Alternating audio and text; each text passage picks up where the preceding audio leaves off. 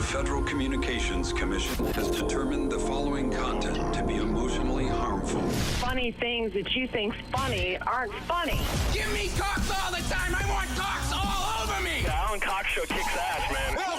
Welcome. Show me what you got. You're not going to see a lot of cocks on TV.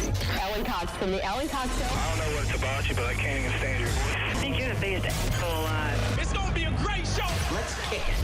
I'll say kick it, and you'll just kick it with a tasty groove, okay? 1, 2, 3, kick it. Kick it. Come on. God damn it. Could you one time kick it? What the? Alan Cox. Here we go. He'll ad-lib. He'll be fine. It's the Alan Cox Show on 100.7 WMMS.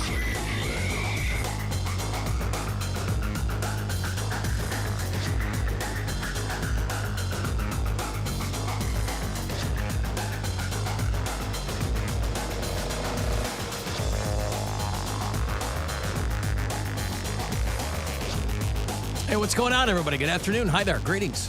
Welcome. What's up? What's up? My name's Alan Cox. Thank you for being here. Say hi to Bill Squire. He's right over there. Hey, creepy hugs. Mary Santora is on the program as well. What up? What up? Are you all right? Go. We're good. We got it. All the buttons pushed. Now they are. All the levers flipped into the up position. The switches. Traditionally, cinematically, the old school switches, they were always on when they were up. I guess much like an actual light switch. I guess that's what they were trying to get across. All of our switches are up. If you'd like to join us today, please do. Phones are up too. 216-578-1007. Want to talk live, 800-348-1007. You can leave messages. We'll talk back button if you're listening on the iHeartRadio app. And how else? You can text me, 35192. We're going to have Dickie Barrett in here shortly. Of course, long-time frontman for the mighty, mighty Boss Tones, who finally called it quits a couple of years ago with multiple decades under their belts. And he has a new band called The Defiant, and it's kind of a punk supergroup. Got guys that were in The Offspring, and one of the founding members of Smash Mouth is in it. Dickie's in front. They're doing a show tonight with Me First in the Gimme Gimmes at House of Blues, right around the corner here. So talk to Dickie in a bit, give you some tickets if you want to go to that show. I think that'll be a fun show. I love Me First in the Gimme Gimmes. Well, yeah, too. it's like they're all punk supergroups, right? Yeah. Me First in the Gimme Gimmes been doing it for a long time. And Dickie, of course, punk royalty in my estimation. And so we'll chat with him shortly. I think we're getting him, I assume, before they have to do sound check and things like that, because that show is tonight. So if you got no plans tonight and you like that vibe, I'll have some tickets for you later on. It is also no small thing to say that today is, well, it could potentially be an expensive day for one Mary Santora. There is $50 on the line for today's show.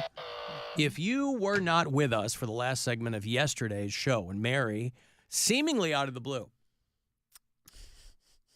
went all in on Bill Squire. She went in. I did not. Explain it to me then.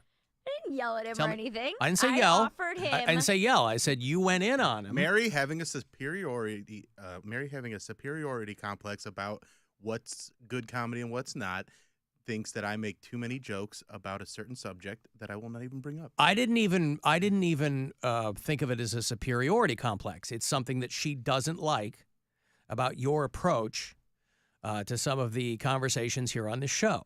I feel Bill is excessive with the sex jokes. I feel like that's like his go-to. Now, It's that is always a his sliding first thing. scale. And again, that's why I said I feel. Right. That's how I prefaced it.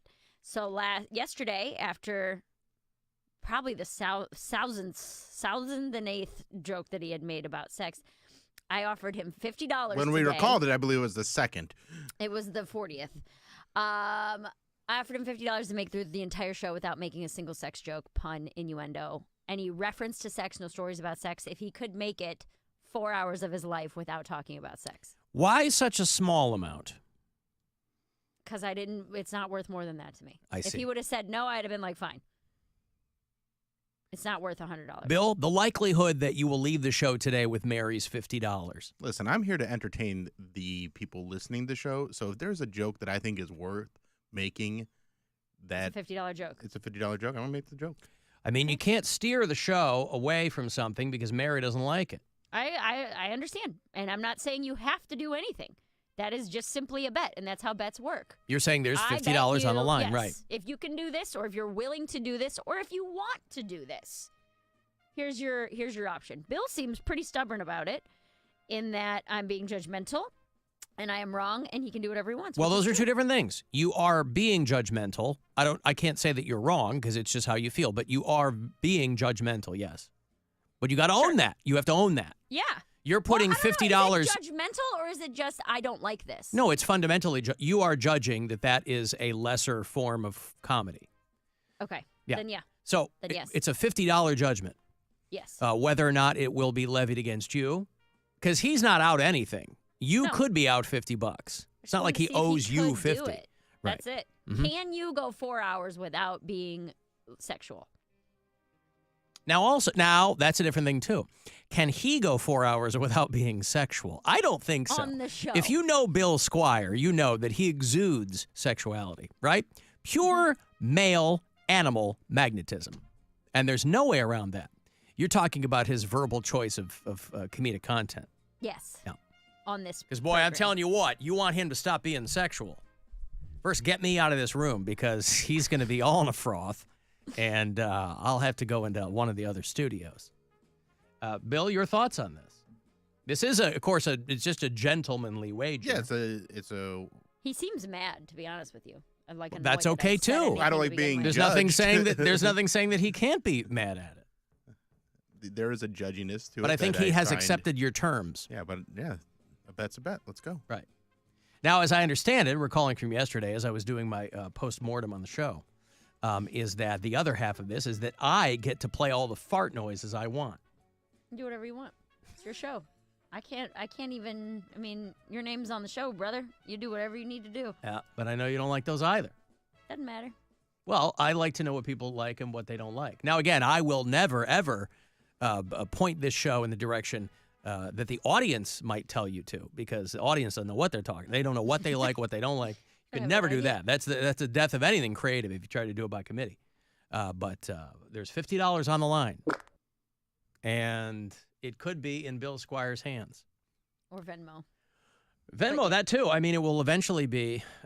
Bill, have you given any thought to what you'd like to spend that $50 on? Have you prematurely already spent it? Have you thought you going out tonight? You got a show? Brothers Lounge tonight. Buy a round of drinks? Maybe I'll buy a round of drinks at Brothers Lounge for some of the comics. Yep. Take a sober person's money, put it towards alcohol. Love that. The ultimate revenge. There you go. These are drinks that being my clean comedy bought. Prudish bought. Right. All right. Well, we'll see how it plays out, I guess. Mary will have what's the oral equivalent of an eagle eye? She'll have a sharp ear, I guess, to listen.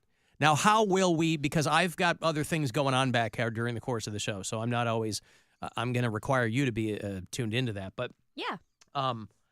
Is there going to be a noise that we're going to hear? Because my thought is it's going to happen without Bill knowing it at all. That's what That's what you're counting on. It's going to slip out. It's just his brain won't be able to. If it hasn't happened in this first segment, it's not happening because there's been plenty of opportunities. Well, here's what I'm concerned about, though, is that he's going to be so laser focused on that it might, we do, other than remaining within FCC guidelines, this is partially a stream of consciousness show.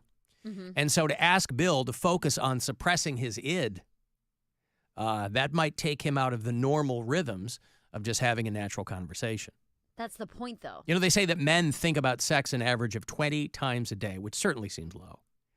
But it's the artificial. That's like more than once an hour. It's the artificial suppression of that verbally. That if you're only awake for 16 hours, that's more than one time per hour. Every 40 minutes. That's why I said that number seems very low. Seems artificially low. More examples of Mary wanting to control how other people do things. How is that about to control anything? No, I don't think it's about control. I think it's about seeing if if you can do, it's a very if you're simple. Capable. It's if a very you're simple capable bet. Of doing it, To or me, it's a want to very do it. simple bet. People do it all the time. They go, I bet you $20 that you can't jump over honestly, that parking meter. It's going to be a piece of cake. Mm-hmm. Sure. Mm-hmm. What's your game plan? Are you just gonna be quiet? No, I'm just going to not do it because it's not that big a deal. Okay. Now, a piece of cake, he did not mean euphemistically, Mary. Sure. Just to be He's very, already very out. clear. He's already out. He What should I do? Should I scream? No. Should I be like, No. sex when he says it? No. When he has a joke? No, please don't. Please don't scream. Just make notes to yourself or something. The Alan Cox Show. Everywhere on our free iHeartRadio app. Or whatever smart device you have. Just tell it to play The Alan Cox Show on iHeartRadio.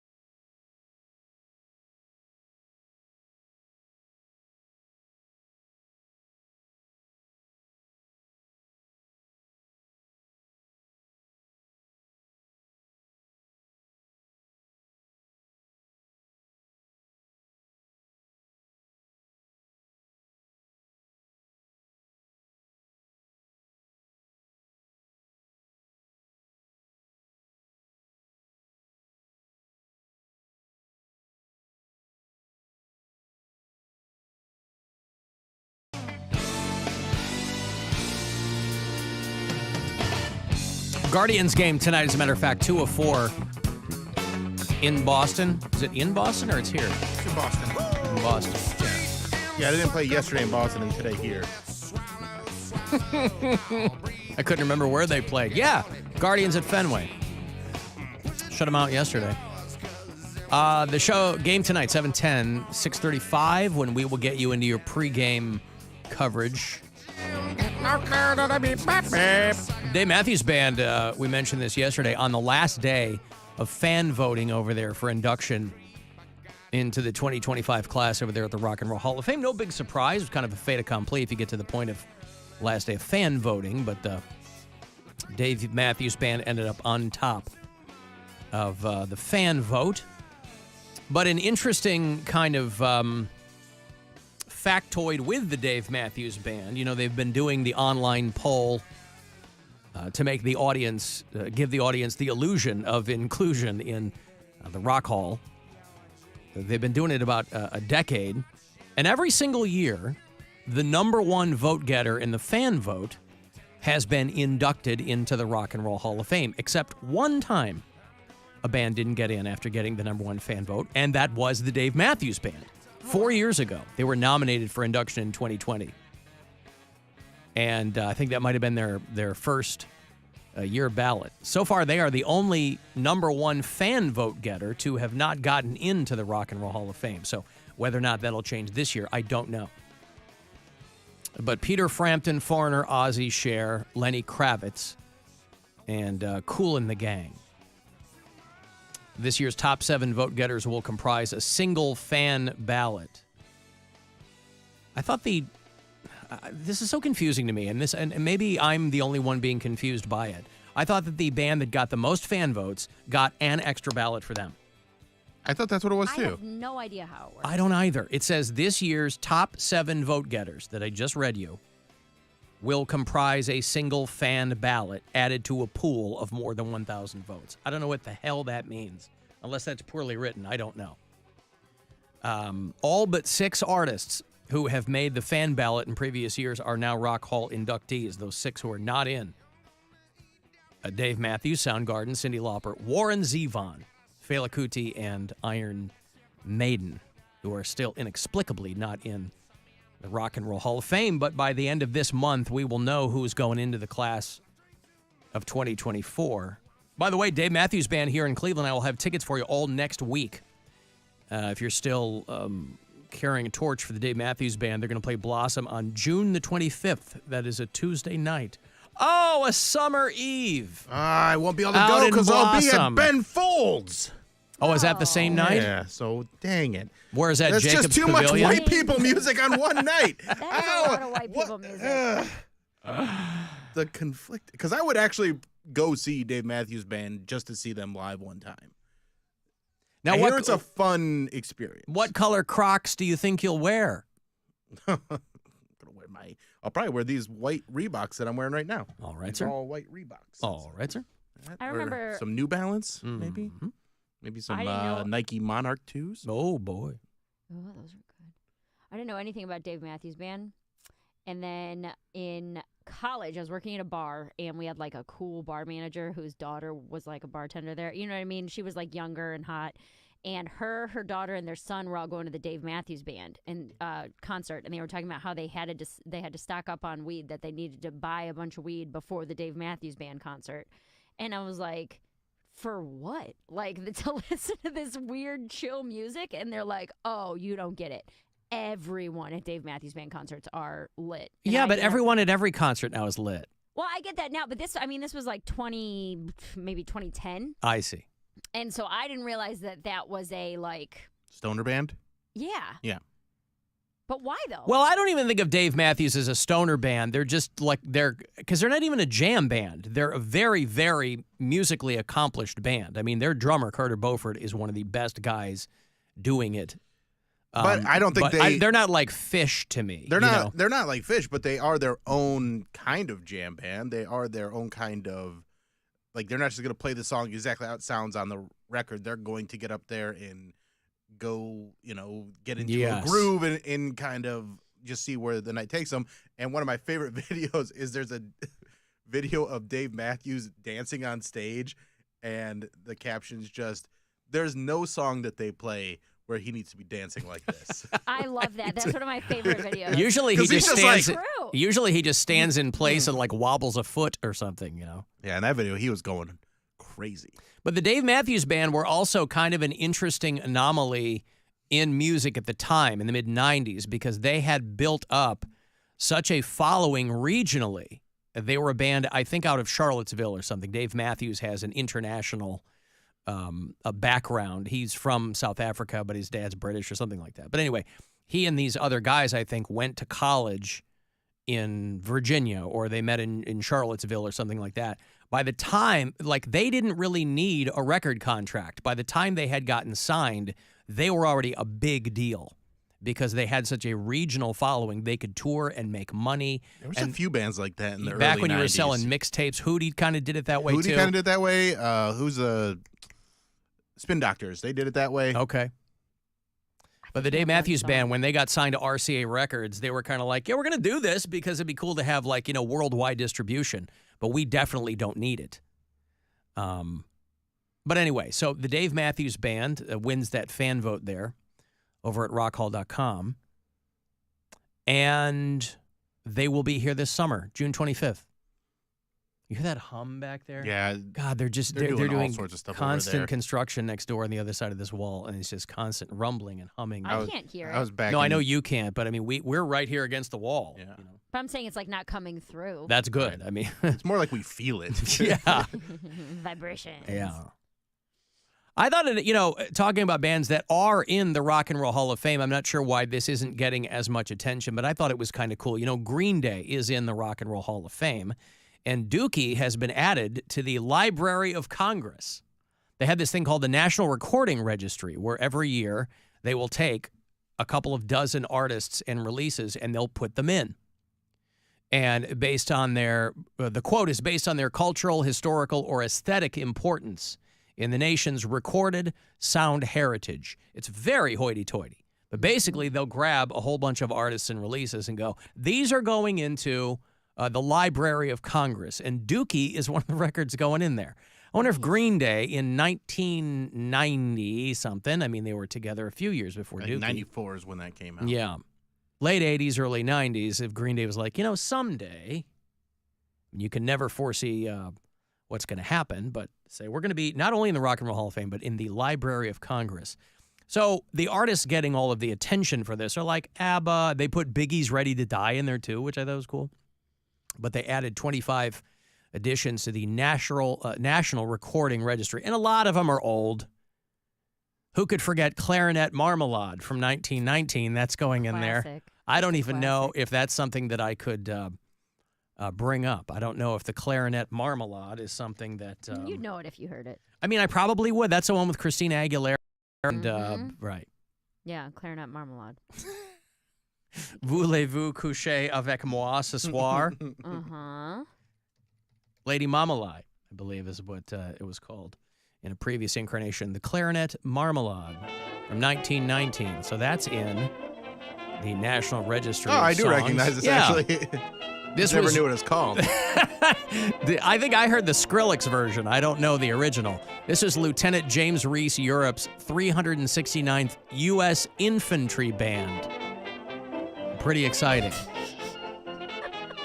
So that's in the net.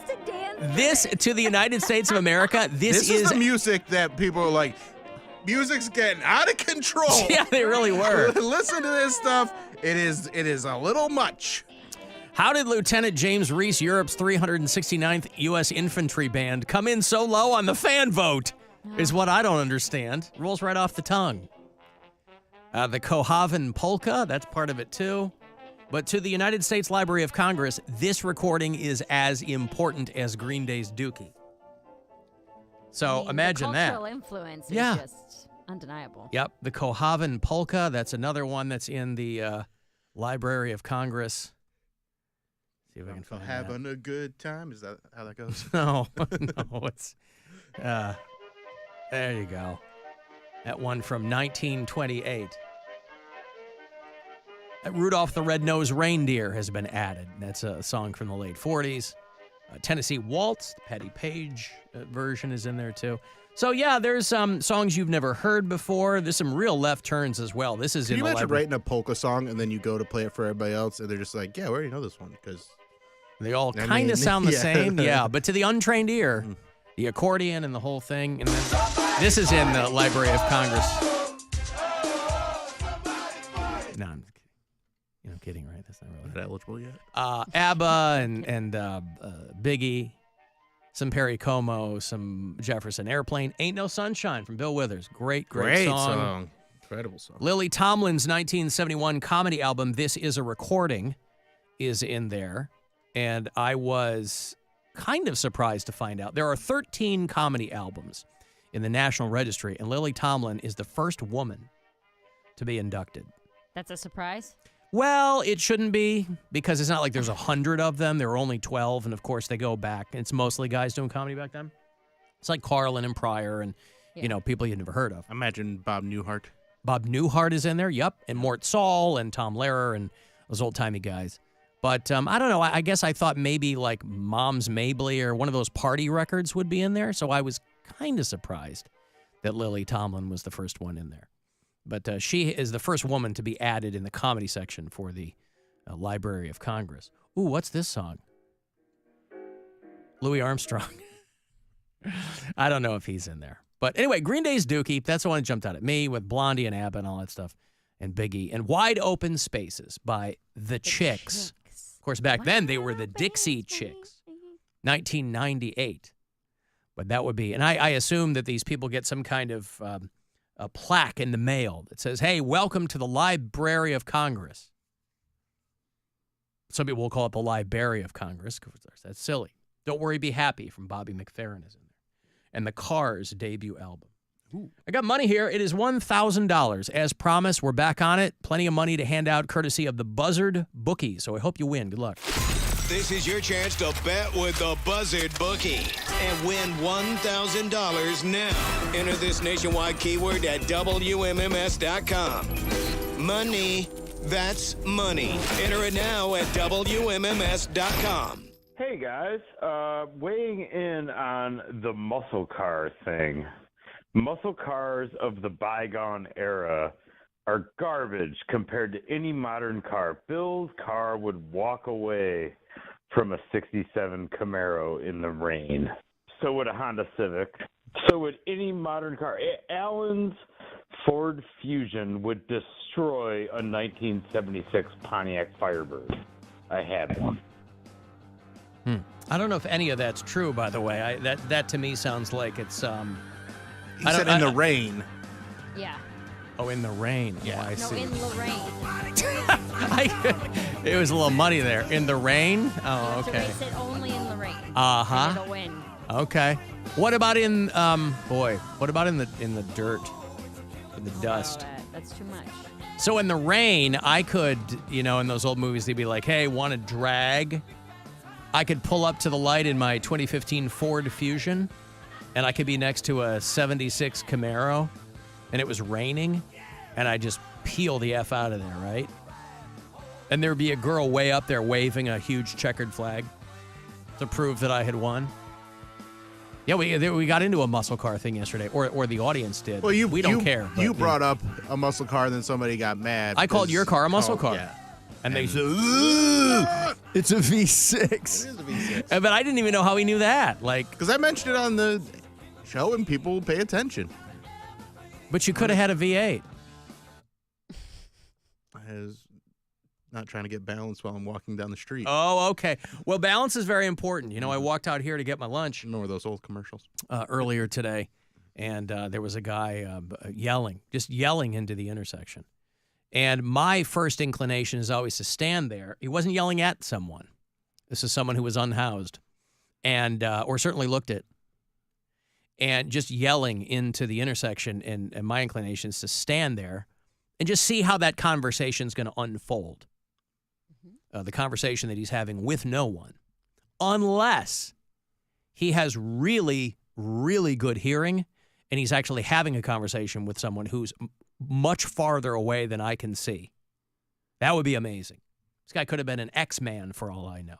He might have had some kind of superhuman auditory abilities that I wasn't hip to.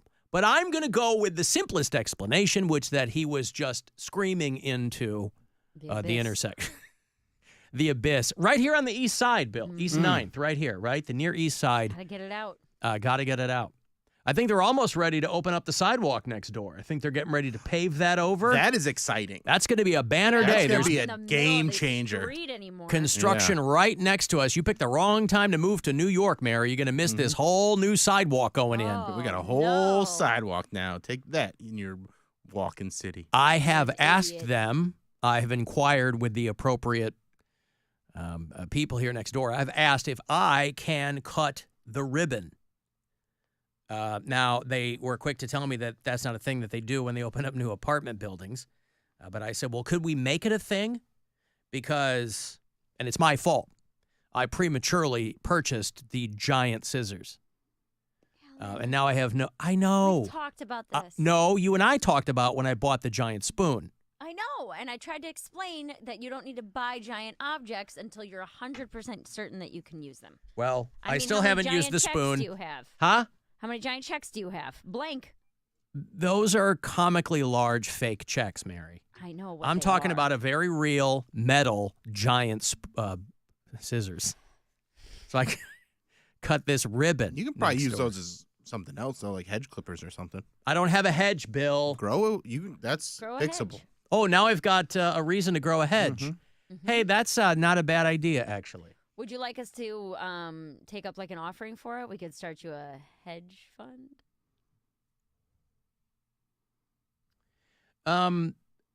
Bill, forget that whole sex thing, okay? That it's just don't you worry about it. Does it work if I clap for my own jokes?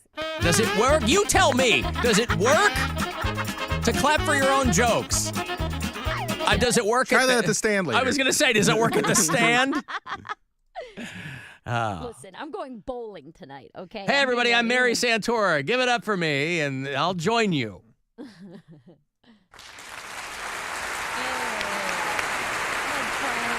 Friggin' Jeb Bush over here. Please clap. Is that the name of your hedge? Yeah! Don't you worry about what I call my hedge. I got a break here. Hey, we're going to chat with Dickie Barrett. He's in town tonight. No longer with the Boss Tones. You know, he only spent 35 years with them. Time to do something new. New band is called The Defiant. And they're with Me First in the Gimme Gimmes tonight. I'll have some tickets for you, in fact, if you want to go. At the House of Blues. Chat with him. Another $1,000 for you closer to 3:30. If you missed this last keyword, I'll have them for you every hour, so listen for those. And text me for anything else, 35192, and we'll be back. It's the Alan Cox Show on 100.7 WMMS and everywhere you go on our free iHeartRadio app. And now, a Buzzard Bookie.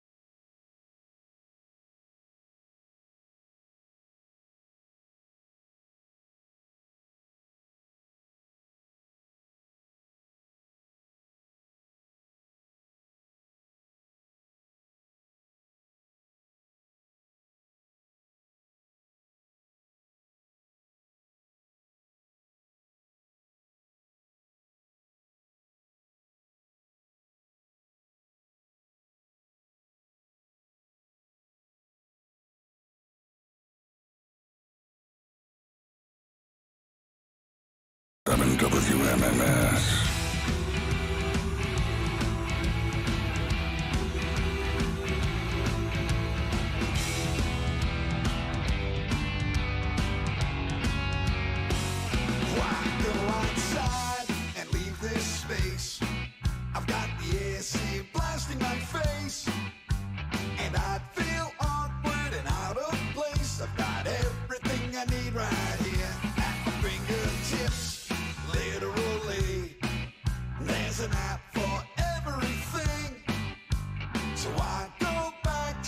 Boy, you can still pick out Dickie Barrett's voice out of anything you listen to. You can't mask it, can you? Cannot mask it. It's beautiful. I've tried. I put horns on it. I got people dancing all over it. Yeah, right. Nope, it's the unmistakable sound of This is nails on a chalkboard with a Boston accent. This Dead Language is the song, yeah? Yeah.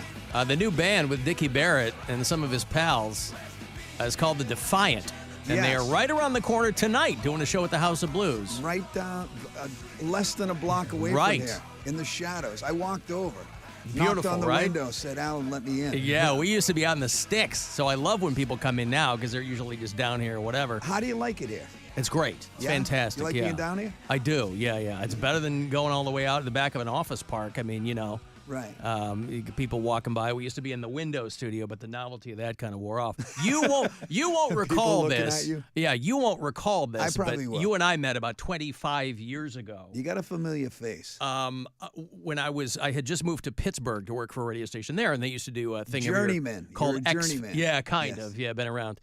We did a thing called X Fest, and it was my first year there, and the Boss Tones were the headliners. Whoa. It was one of those big shed shows, right, in the summer. So it was you guys. It was Offspring. Right. You've got Paul in the band now, yeah, and the Pete. I'm sorry, yeah. Very close. Living End. Remember the Living End? Yes, I mean, from Australia. 99. So this was like, it was kind of like smack dab in the middle of all those kinds of bands. Those that were the trying days, though, right? Boy, I'll tell you what. Radio shows were unbelievable. They were a lot of fun. When you talk about the lineups of the 90s, Bill, are you old enough to remember this? Oh yeah, absolutely. I'm 42, so I was at the tail end of this. I went to some still of a those puppy shows. as far as I'm concerned. I know. But I made it to a few Warped Tours before it got right.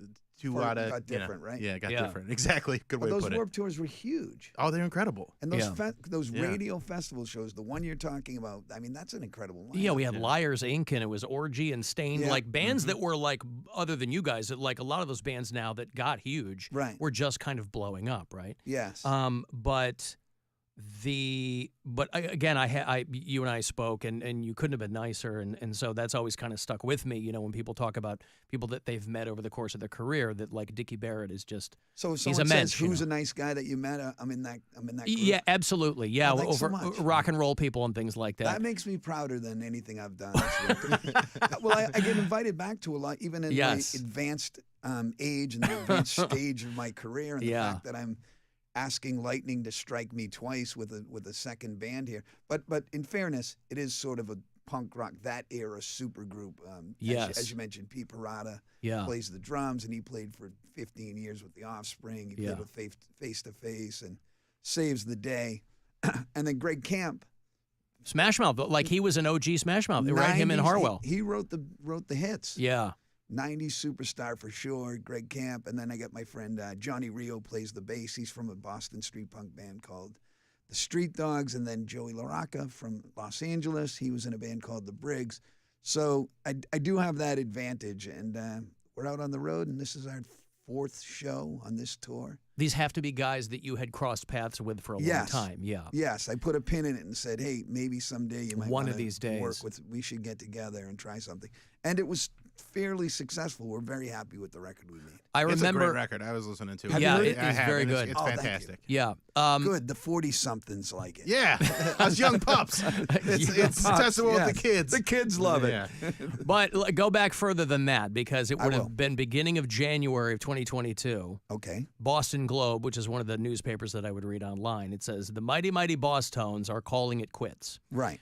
And so what precipitated that? Was it kind of death by a thousand cuts? Was it, because you had 8 or 9 guys in that band. It wasn't like a quartet looking at each other going, time to hang it up, boys. Yeah. That's a lot of people. Wasn't Simon and Garfunkel. Right. That's a lot of people to get in a room and go, Are we all on the same page? Well, we weren't on the same page. Right. Ideologically, we weren't on the same page. But, I mean, to greater and lesser degrees. Once again, we're talking about 9 different guys, and I wouldn't even begin to speak for the rest of them. But what happened to me, if you're at all interested. Yeah, of course, it could yes. be a boring story. Yeah. But I was not into what was going on with COVID and the COVID shot, and I saw it coming early on, and I knew that there was going to be the reality would be that you couldn't play shows, you couldn't get on a plane, you couldn't go into a restaurant if you didn't get the COVID shot. Okay. That had at that point hadn't really even come out yet. Right. And if you know anything about what I've been doing, I was also on a television show in Los Angeles. I was the announcer on Jimmy Kimmel Live. Kimmel for a long time. 20 years. Yeah. And he's still my buddy. Yeah. But then there was really nothing he could do. But that television show and that network is owned by Disney. And Disney were adamant that all Disney employees had to get that shot. Yeah.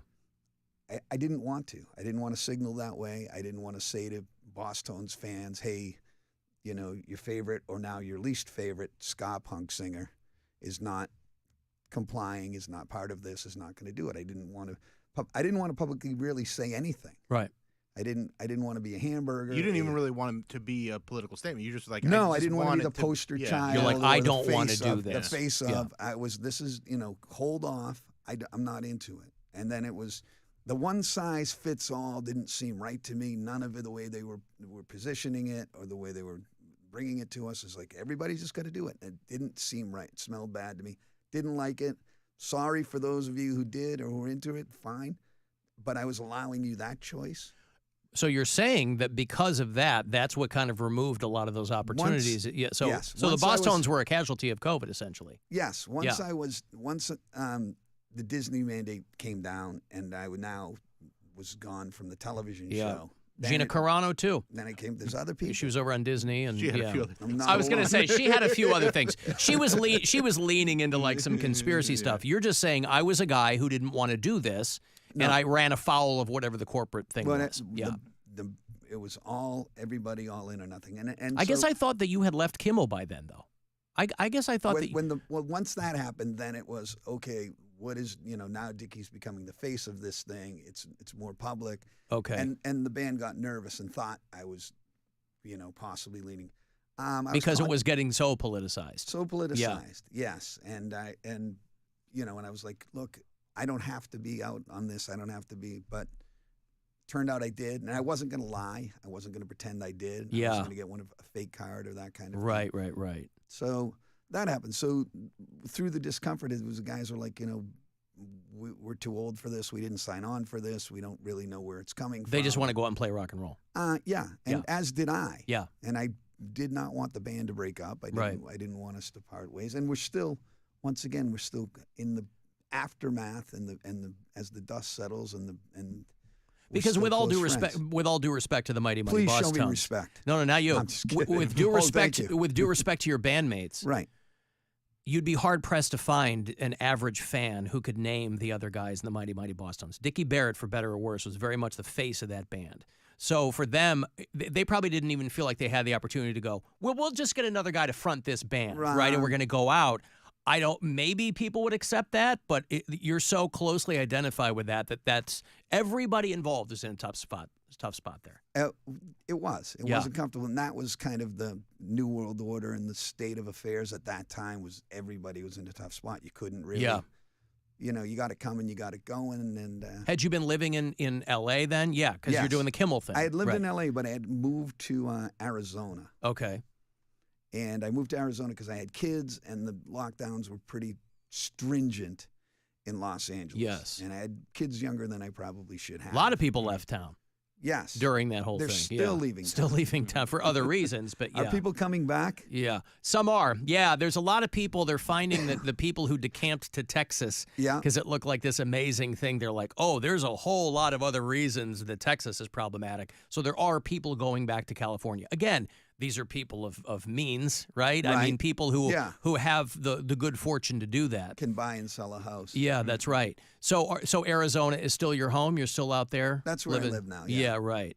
And you have family still in Boston, or you get back there and see people? So much family. Yeah. Yeah, my mother's still there. My father's still there. Yeah. They're still with us. So the new band is called The Defiant. Dickie Barrett and The Defiant, they are playing a show tonight at the House of Blues with me first in the Gimme Gimmes.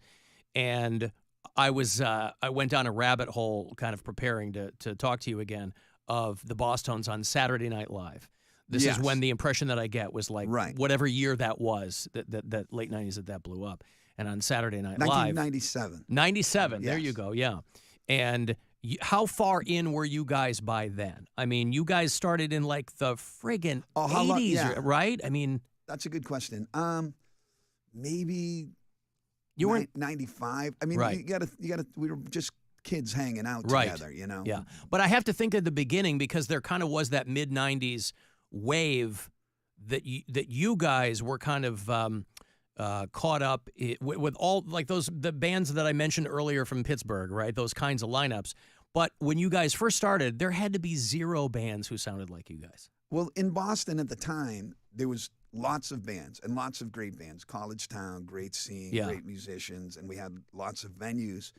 And we didn't have, social media or video games. That's what we did, was live music. Every night we'd go out. So, but you really wanted to, unlike other scenes where it had a similar sound, you really kind of want to differentiate yourself from the other bands. So there was the Del Fuegos, the Dogmatics. Yeah. There was hardcore punk bands, and maybe we went overboard with the bells and whistles, but we really try to be different. I mean, you did set yourself apart, because even within ska punk scene, the Bosstones are alone, whereas like Streetlight Manifesto and Less Than Jake, they kind of all blend together more, and I think you guys had a much more unique sound. Perfectly put. Yeah.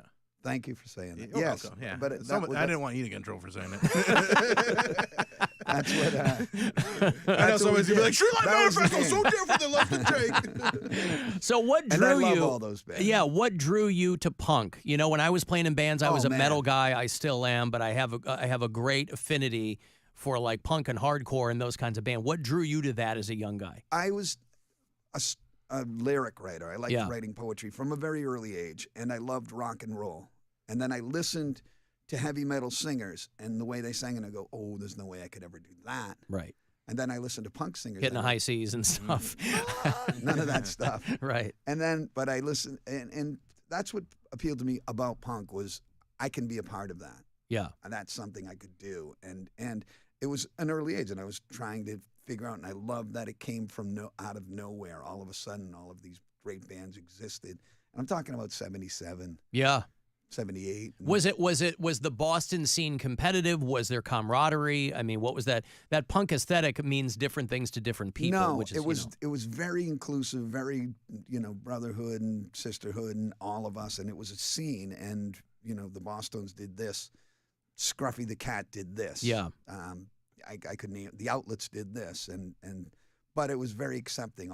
We were all accepting of each other. A couple of guys from a band called the Prime Movers came and saw me the other night in Pittsburgh. Prime Movers and the Neats, and just and that was my world.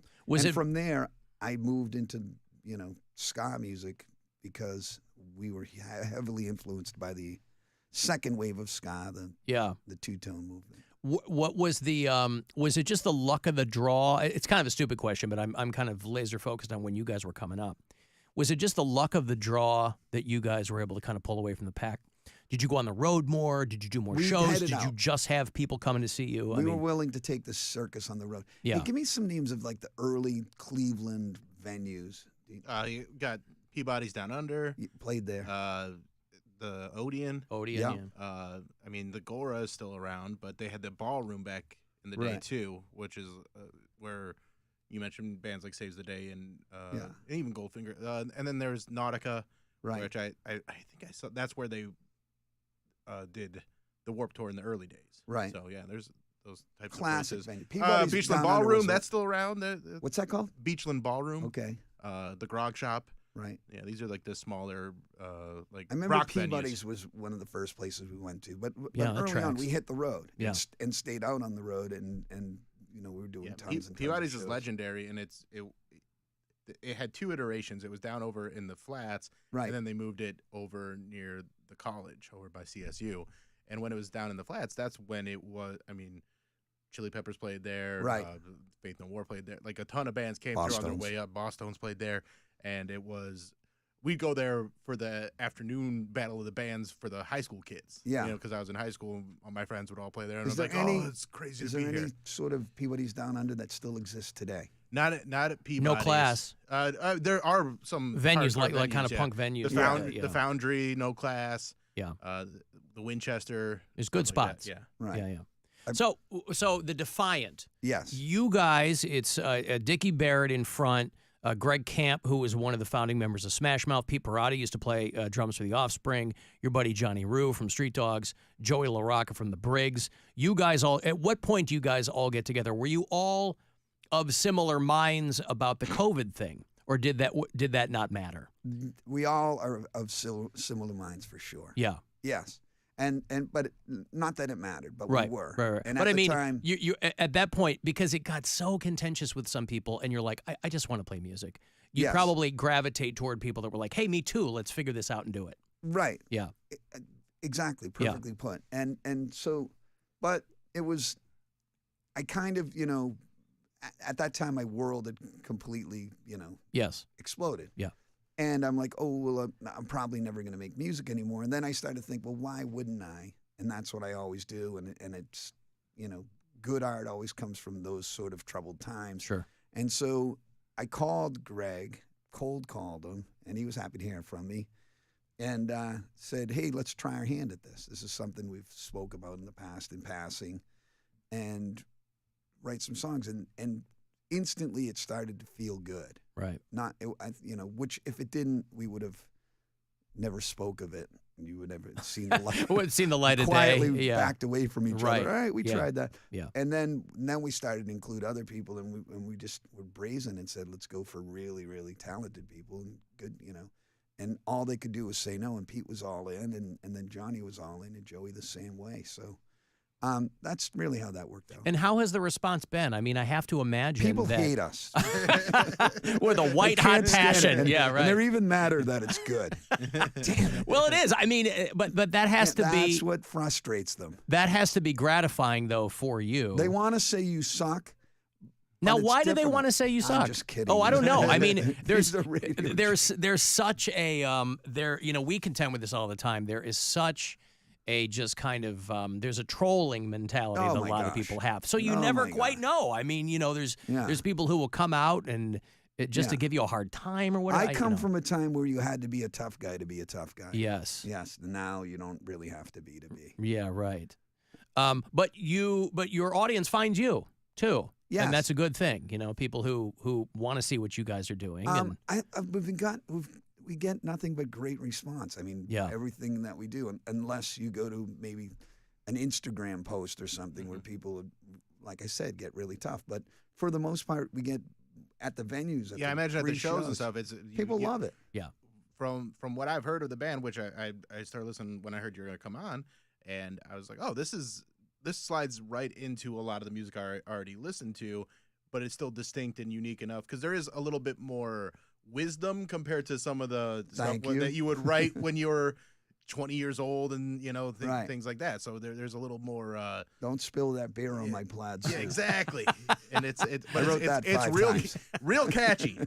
And you've always had a knack for a good hook, and then also just a very distinct voice. I'm so glad I came here. Thank you so much. It's just like you're like the punk rock Tom Waits voice. Ah, yes. Yeah, that's a good comparison, boy, because is it hard to there are some forms of music that I feel or artistic tendencies that I think that some people might have a hard time aging into.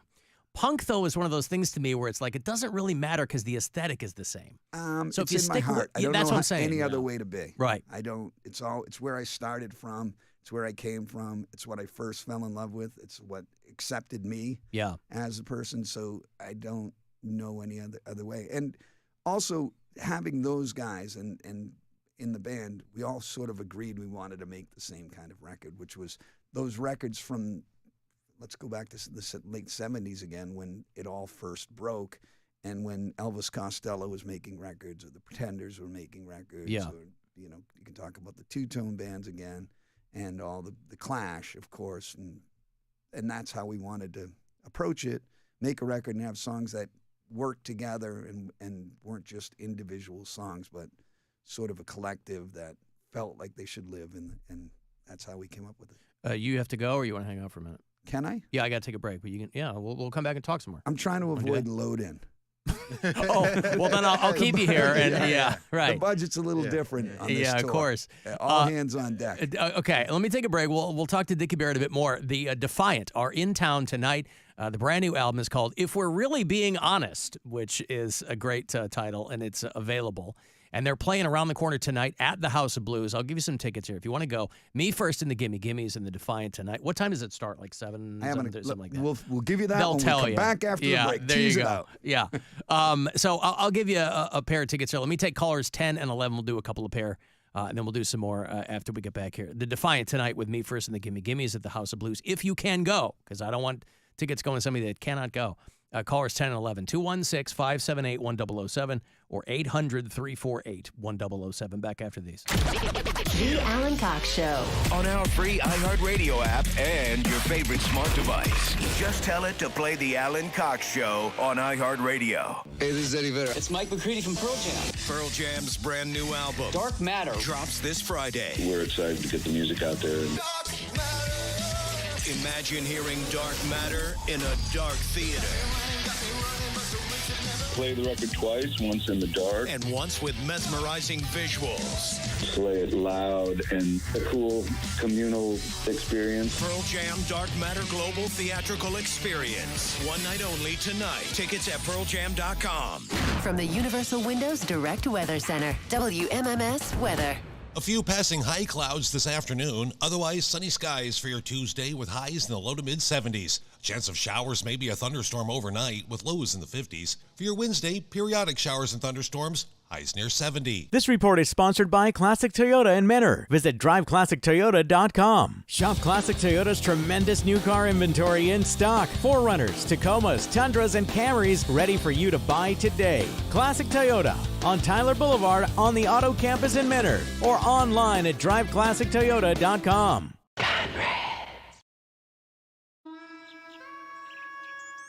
The Bush Guide, cold and smooth survival skills. For a successful stint in the great outdoors, pack accordingly.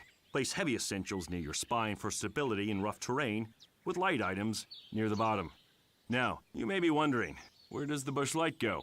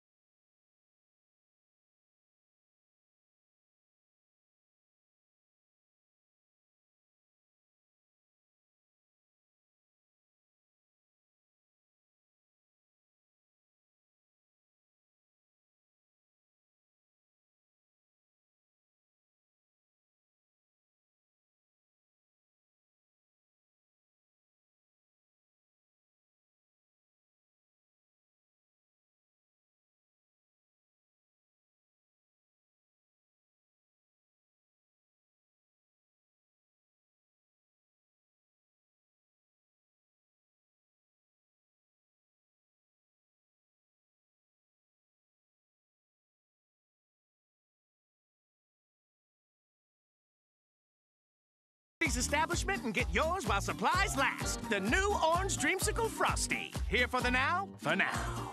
Limited time only at participating Wendy's.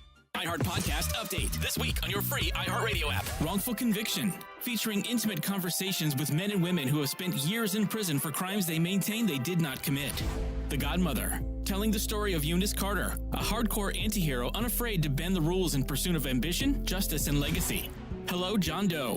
An investigation into who a supposed missing person really is. Listen to these podcasts and more on America's #1 podcast network, iHeart. Open your free iHeart app and start searching now. It's time to give stuff away. It's time to give stuff away. All right, Black Keys from Akron, OH are back on the road. The new album is called it's called Ohio Players. The tour is the International Players. Black Keys and The Head and the Heart. Remember them. They're going to do the Romo Fijo in October, Saturday the 12th. You can go to rocketmortgagefieldhouse.com for the details. Anything I left out, all the info is there. 2 for the Black Keys. Caller 10. Good luck. 216-578-1007 or 800-348-1007. There's something I want to say to you. If you're not completely satisfied with today's show, I will only be checking somewhat satisfied on our comment card. You're not alone. This is the Alan Cox Show on 100.7 WMMS.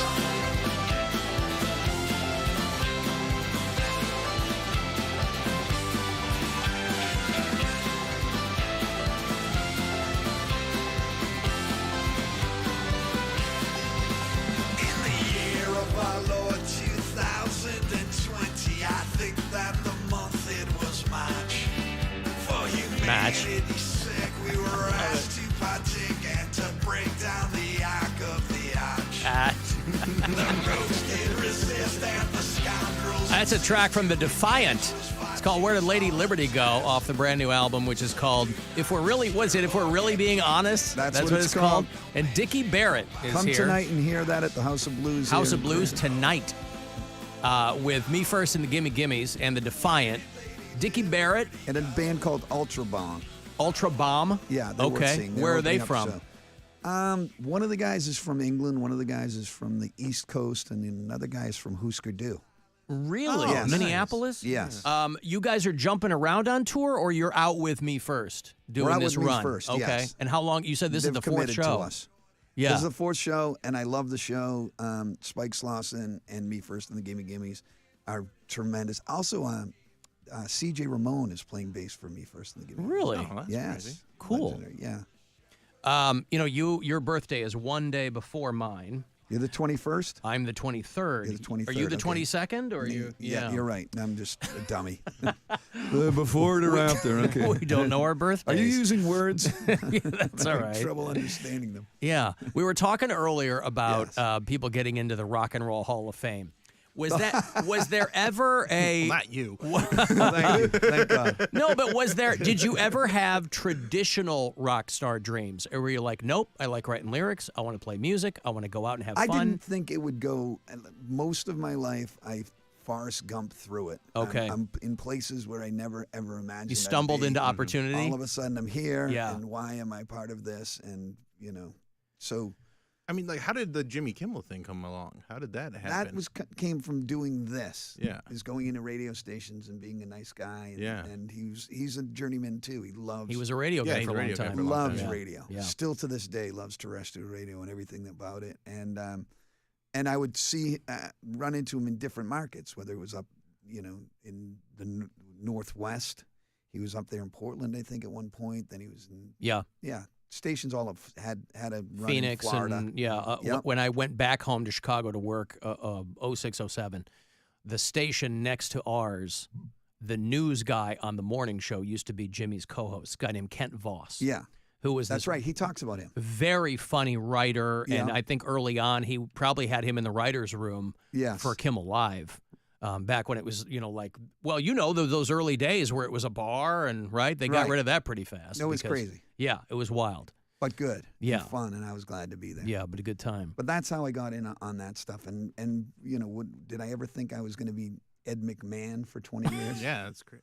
Not even slightly. Right. But there I was. Yeah.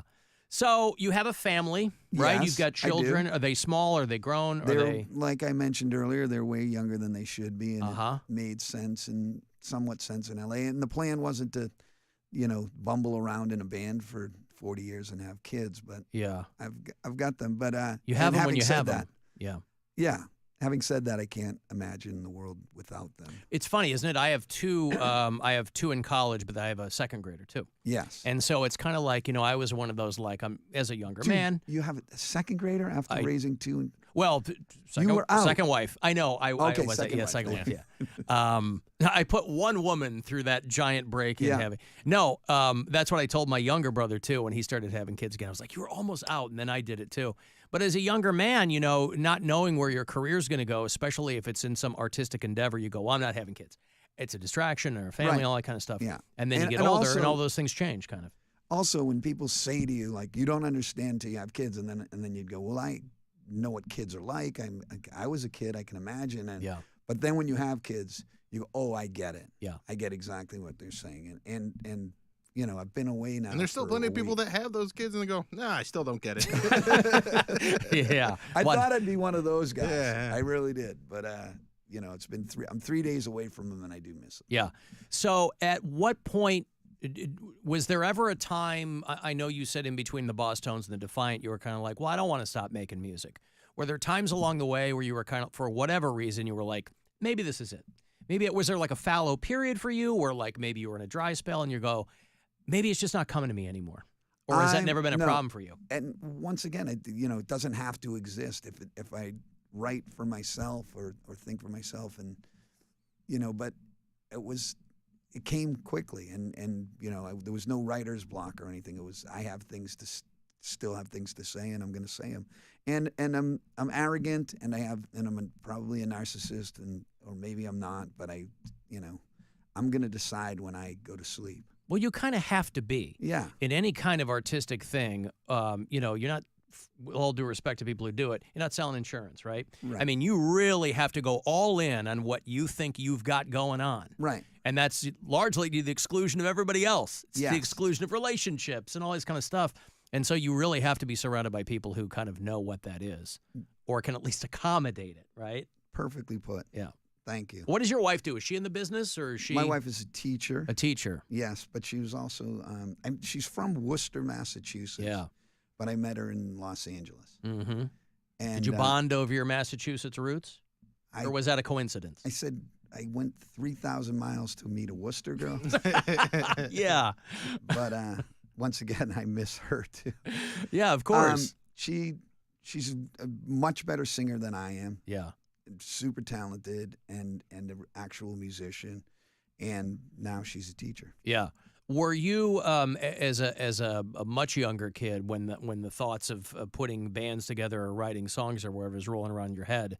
Was there any kind of light bulb moment? Was your family supportive? Where they were like, you're gonna have to figure out something real to do? No, they encouraged me, and my mother was always there for me and everything. But I think a lot of the times the answer was, I really don't know what the kid's doing. Yeah. So I think she was mostly confused. What does your wife do? My wife, her background's in film and television production. Okay. So when we moved here from Chicago about 14 years ago, she had worked on Jerry Springer and Judge Mathis and those kind of shows. And when we came here, she would do locations for the Cleveland Film Commission. So when films would come, But these days, she's kicking it with our kids. So, she's loving doing that. Right. But that's what her background is in. So it's kind of like, show people kind of got to be with show people kind of thing. There's not everybody who kind of buys into that, but that was always kind of my thought. And this is kind of you did radio, back in the day. It's like It's a nomadic business if that's what you're doing. It really is. You're moving around and doing all that kind of stuff. Yes. And so did the Boss Tones start out as a smaller unit? For a long time, you had a lot of guys in that. There's a core group Yeah. of us. So if I was to name who started the band, it would be me, Joe Gittleman, a guy named Josh Dulcimer on the drums, and Nate Albert was the original Boss Tones guitar player. Nate Albert actually went on to, he left the band after the big hit. He made the follow-up record with us, which was called Pay Attention. Yeah. And he invented punk rock into ska the way the Boss Tones do it. And Okay. just sort of wrote that book. Yeah. And he was younger. He was like 14 when he first got into the band, when we first started playing. But and toured with us, was there all along. But then his mother was not doing well. Yeah. And I swear this is an interesting story. And so he wanted to stay home, and touring was too much for him. And he wanted to go to college too. And he went to Brown University and took care of his mother in Cambridge, Massachusetts. And then when he got back into, a career and what he's going to do, he got into the music business, and he actually signed The Weeknd. Oh, really? Yes, to Republic. He's like an A&R guy or something? Yes, he was like in a bidding war with, and he's still my little brother from the band. Yeah, of course. Wrote the early Boss Tones record, and he was in like a bidding war with Jay-Z. Yeah. To sign The Weeknd, and then he also signed Paramore. Yeah. And then he, so I'm now at this point now I'm out in L.A. and I'm on the Jimmy Kimmel Live show, and he's like, I just got a new job. I'm gonna work for you. He was number 2 at Capitol Records. Mm-hmm. Like had that round building in L.A. Yeah. He had an entire floor was his office. Right. And it's, he's all grown up. Yeah.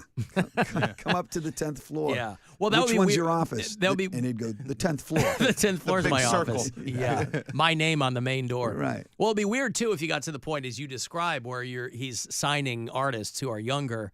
They might not know what the hell the Mighty Mighty Boss Tones are, right? I can't imagine he would lead with that. Well, that's what I mean. But like even in casual conversation, he got himself to a point where he doesn't need to lead probably with anything. Right. He's proud of it. He loves that he was a Boss Tone and once a boss. It's like being a Marine, always a Boss Tone, and that's his thing. But he works for Giant Records, but he also had a stint at Warner Brothers Records where, once again, he was a senior vice president. I think it's always better to have creative people in those executive spots. A lot of times, same thing with radio. Like this company is a huge company, but at the very top is a guy who like developed MTV and did all this kind of stuff, right? Yes. Like the creative types rather than bean counters, which is primarily what those, if you have people that have any kind of creative background, who've written a song, who've gone on tour, who've, loaded in. At Peabody Down Under years ago. They've got that perspective. Your boss is listening to us right now, right? Oh, probably. He's sure answering the is. phones too. Down right? in our local boss. Yeah, the boss. Yeah. Not Yeah, I the think boss Rob's of- answering the phones. Yeah. The Defiant is Dickie Barrett's, I was going to say new band, but current band. Yes. Right? I mean, for the foreseeable future. Right. You guys. I'm going to make another record, I Yeah. think. Yeah. The Defiant are playing around the corner tonight at the House of Blues with Me First in the Gimme Gimmes.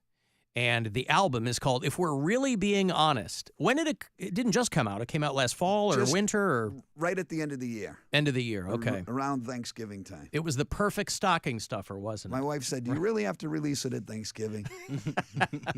I got to give away some money very quickly, but hold that thought, okay? Okay. All right. This is $1,000. It's courtesy of the Buzzard Bookie, so listen closely, and I hope you win. This is your chance to bet with the Buzzard Bookie and win $1,000 now. Enter this nationwide keyword at WMMS.com. Win. That's win. Enter it now at WMMS.com. You know what I think would do you want to text in? Dickie, you can do it. Yeah. Yeah, right. I'd like to walk away with $1,000. $1,000. Hey, Dickie, how was Cleveland? That was good. We did a show. I won $1,000. Yeah, it was the good. Alan Cox Show. You know what would be perfect for you guys is they're bringing Yo Gabba Gabba back. Oh, Did the yes. Boss Tones ever do Yo Gabba Gabba? Absolutely not. But Yeah. Christian, the guy from the Aquabats. Aquabats were on there a lot. Well, it's his show. It's his show. Oh, it is really? The Bat Commander. That's all comes out of his brain. Oh, okay. He's a guy that I met years and years ago, earliest of Boss Tones tours. Yeah. All of a sudden, I discovered this band, the Aquabats, that was playing ska music, and Travis Barker played drums at the time for them, the guy from Blink-182, and fell in love with them, loved what they were doing. It was pure comedy, and he's one of the funniest guys I know, and he actually got tickets for Johnny, our bass player's daughter, because they're playing Coachella this week. Their Aquabats are at Coachella. So I was like, how lame of me to ask you for these tickets. Could you get, she's 21 years old. She wants to go to Coachella. She lives in Los Angeles. And within a half an hour, he gets back to me, he goes, she's all set. That's awesome. It's so awesome. Yeah, that's great. And then we called Johnny Rio's daughter, and he's like, I got good news, honey. We got the tickets. And she started crying. Yeah. And so the back That's exciting. Christian, he's a great guy. Yeah. He's such a good guy. So anyway, go back to Yo Gabba Gabba. Well, no. Is it? Are you comfortable being thought of as an elder statesman at this point? Kind of. I'm glad. I'm lucky to be called that. That you're still around and doing it. I call myself the fun. godfather of ska-core. Right. For two reasons. We invented ska-core. Yeah. The Bosstones, and no one else wants to be called that. it's not a. They're like ska-core, skate-core. It's what not is like that? the Godfather of Soul. Or anything. You didn't have to fight people off for that title. You might as well. Self-proclaimed Godfather. Yeah, of good for ska-core. you. Thank you. So there's a lot of when you decide that that's the kind of music you're going to play and that's the kind of band you're going to be in. You can't be dour. You can't be really serious about it, right? There's always some levity and comedy to it. Well, and so it reached its peak and its pinnacle, and when it had the most success in the 90s, when we're talking about Real Big Fish or No Doubt or the Mighty Mighty Bosstones, and as a reaction to things being dour and dark, coming off of the grunge movement, it was time for, once Kurt died, it was time for people to start feeling good again. Right. Enter the Mighty Mighty Bosstones. But you guys entered were Green Day, around through grunge. Well, yes. Yeah. We just right. waited patiently. Is that what it for our was? turn. Yes. Yeah. And people were trying. When Nirvana broke, and this is funny, we were signed to a major label because we had a friend that worked at that label. Yeah. Mercury Records. And we were happy to be on it, and they let us make records, and we made records exactly the way we wanted to make records. Right. And they didn't do great, but we had college radio. We did really well on college radio. And they were able to manage their expectations of you guys. Touring. But once Nirvana broke, it was sort of, that was it for the hair metal bands. Yeah. That stuff was passé. And then people in the industry were running around looking for, well, do we have a Nirvana? Are the Bosstones Nirvana? And we were far from that, but which allowed us to stay on our label through that. And then, mid-90s, 1997. Well, but just within that genre, I mean, every label, it was like locusts, right? They went to Chicago, where I'm from, and they were like, signed everyone. Everyone. Smashing Pumpkins and Urge Overkill. Yes. And Veruca Salt had done 2 live shows, and they got a major Right. label deal. And then they went to San Diego. It was the Stone Temple Pilots, and Rocket from the Crypt, and all these bands. We were on the road with the Stone Temple Pilots and Fishbone. Yeah. When the Stone Temple Pilots blew Fishbone. up. So awesome. It was love those unbelievable guys. tour. Yeah. Fishbone was headlining. Yeah. And we're in Europe. Yeah. And, gosh, you can tell me the name of the song. The dogs begin to howl from Stone Temple Pilots. Oh, the Plush. I think. Yeah, is the Plush. name of the song, I think right? so, yeah. Bam, boom, bam, Yeah. bam, Mhm. that song. And so the Bosstones, Stone Temple Pilots, Fishbone in Europe, and that song, and all of a sudden they were the biggest band in the world. Yeah. Stone Temple Pilots. So they had to shift the headliner. Yeah. On it, which was you rarely see. It wasn't Fishbone anymore. It was Stone Temple Pilots. No, Yeah. and Fishbone had just put out "Give a Monkey a Brain." Yep. Yeah, at that time. Had Swim on it, and I think, and those songs. But You can imagine what that tour was like. Yeah. Probably a little bit of Those animosity. characters. No, just a lot of No, congratulations. lots Hey, of man. love, but Yeah. insanity. Hey, good job. It's, Right. It's your turn now. Well, especially since Fishbone was another band that had like 8 guys too. You can have 3 bands and 20 dudes. Maybe back one of the behind greatest stage. live bands I've ever seen. Fishbone's awesome. Yeah. Yeah. They never disappoint, never to this day. Yeah. Angelo and Norwood and those guys are complete monsters. And Are there new bands that you like? And you go, I like these guys because it doesn't sound like they're aping something we've done. It sounds like they've kind of got the spirit of it, but they're doing a little thing. Or is it not even I think a lot of people on your try radar? to ape us. I think they appreciate what we did, and I think, Yeah, but there's nobody that's going to be around as long as you guys were as a band and not have people of a certain generation go, they were one of my influences. I like people saying we're a ska-core band. Yeah. That warms my Well, that's heart. because you're the godfather of as ska-core. the godfather of ska-core, right this way. Uh-huh. So I like that. I actually really love the Interrupters. If we're calling them a Yeah, new they're band, great. I love Yeah. that band. Absolutely. I think they're good people. I think they have a great sound. I think they owe some of that to Tim from Rancid. Yep. But no, I have no real feelings on what anybody's doing these days. Yeah. And some people keep their ear to the ground more closely than some other people. I don't know, while I was on the TV show, I got to see every new band come through and do 3 songs, and it was pretty. I felt like it kept me current. maybe I'm not current, but what do I care It's so for? difficult to hard stay to do. current now because there's just so much, and it's so fragmented compared to what it used to be. And they don't have TikTok. And they don't. Right. Well, and you know what you like. At some point, you go, this is what I like, this is what I don't, and that's fine. I'm not necessarily keeping my feelers out for, the next wave of whatever. I like cheesy old 70s songs and the band and stuff like that, weirdly enough. Are the guys in the Defiant, are you guys as a unit kind of play it by ear, or are you like, well, let's write songs all the time and we'll do another album and we'll go on another tour? Or is it kind of more, well, let's see what happens? I think we love what's happening to us right now. Yeah. That people care and that people are showing up and that people are going, oh, I want to buy this T-shirt. And that we were on Jimmy Kimmel Live a week and a half ago, and that, all the opportunities we're getting, and that, like I said, that people don't go, you suck. Yeah. And so as long as that happens, we're going to do it. I mean, I've made my point, Yeah. And I didn't, go away. Is it like a homecoming at Kimmel? Is it the same band or no? A lot of turnover there musically. The guys that you were with or no? The house band. The house band is the same. They were so happy to see That's what me. I mean. Like it's like a homecoming for you when you go to do Kimmel. When all of the people, it's like 500 people work at that show. For 20 years. Yes, and I was there for 20 years. Yeah. So everyone, including Jimmy, were very happy to see me. Yeah. And it was nice of him to put us on the show. Yeah. How could he not? You're the I don't know. godfather of Scottcore. Dickie and Barrett his friend. is in the Defiant, a brand new band with Greg Camp from Smash Mouth, Pete Parada, who drummed for The Offspring, Johnny Rue, Joey LaRocca. They are around the corner tonight. I got one more pair of tickets I'm going to give to you as we go to break. Dickie Barrett, thank you so much for coming in, pal. Thank you so much for having me. You It was guys so are good to awesome. see you again. I hope it's not another 25 years before we get to talk again. The I promise it Defiant won't be. with Me First and the Gimme Gimmes tonight at the House of Blues. Tickets here for caller 10. I got one final pair I'll hand off to you.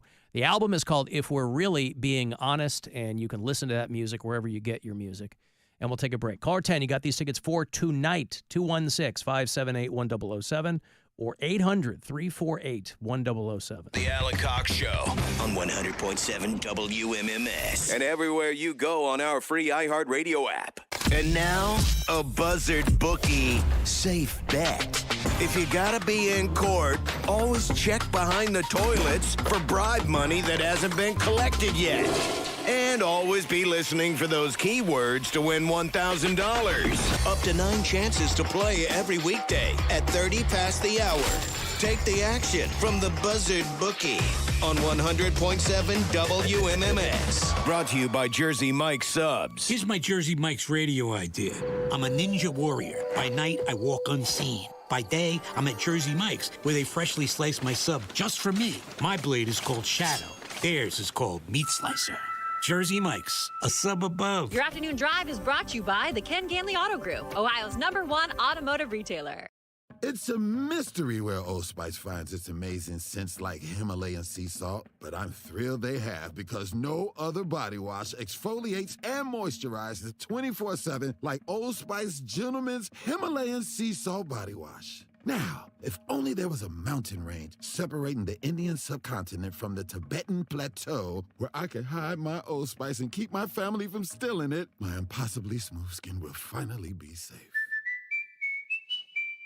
It's Truck Month at your local Ram dealer, and right now, well-qualified lessees get a low-mileage lease on the 2024 Ram 1500 Bighorn Crew Cab 4x4 for $499 a month for 42 months with $2,749 due at signing. Tax, title, license extra. No security deposit required. Call 1-877-RAM-5722 for details. Requires dealer contribution and lease through Chrysler Capital. Extra charge for miles over 35,000. Not all lessees will qualify. Residency restrictions apply. Take delivery by 4/30/2024. Hey there, it's Alan for Window Nation. You know what? You hear a lot of the same offers from a lot of different companies, but the fact remains is that what matters is detail, and that is what you get first and foremost with Window Nation. They're all about paying attention to detail. And so what that means is when they come to your home and they go, hey, this is what we're going to do with your brand new windows, they check your place one time, right? And then they check it again, and then they check the third time, measuring, make sure the proper fit. There's no coincidence that they've got a 96% customer satisfaction rating with people who have Window Nation windows, including me. They're all in at Casa Cox, and I couldn't recommend them highly enough. Buy 2 windows, and they will give you 2 free, no limit on your order, and no payments at all for 2 years. Nothing down, no monthly, no interest with Window Nation. So start at windownation.com. Best place to do it. Or call them, 866-90-NATION, and they will tell you all about it. 2 free windows for every 2 you buy. No payments at all for 24 months. windownation.com. Kia of Streetsboro. Stop in and see how much you'll save. Kia of Streetsboro. Kia of Streetsboro.com. Spring into savings at Kia of Streetsboro with lease deals like you've never seen before. How about $99 a month for a brand new 2024 Kia Forte LXS? Need an SUV? Pay just $149 a month for the 2024 Kia Sportage LX or $169 a month for a 2020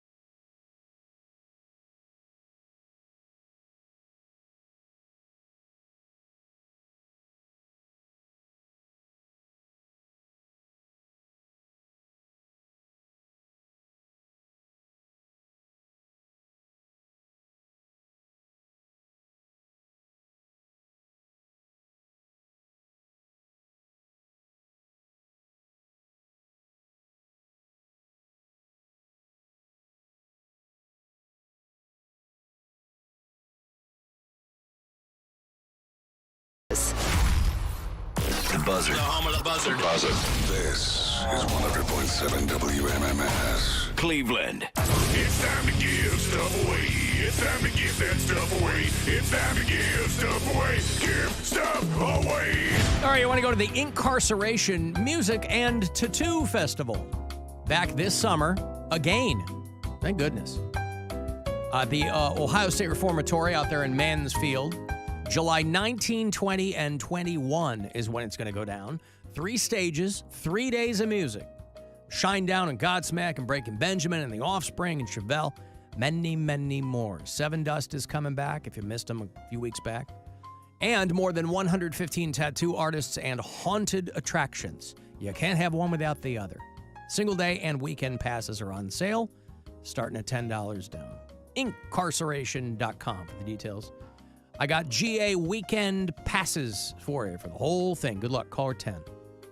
216-578-1007 or 800-348-1007. Who needs broadcasting awards? The I Like the Sound of My Own Voice award. When you've won World's Sexiest and 5 years in a row. And the winner is Alan Cox. On 100.7 WMMS.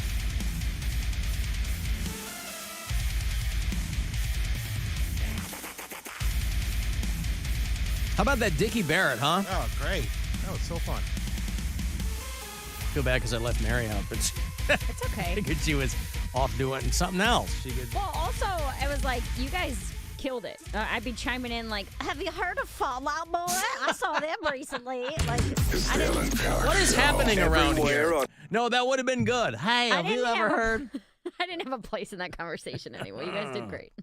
You've seen. Maybe you could have brought up the movie Clueless because they're the band in that.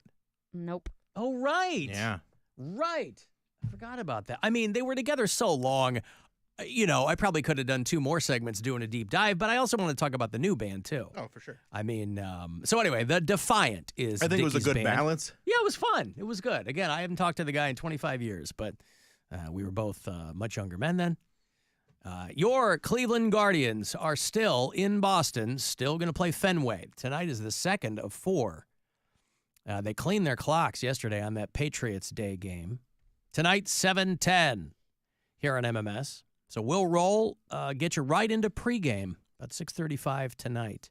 Guardians are looking good out of the gate for the season.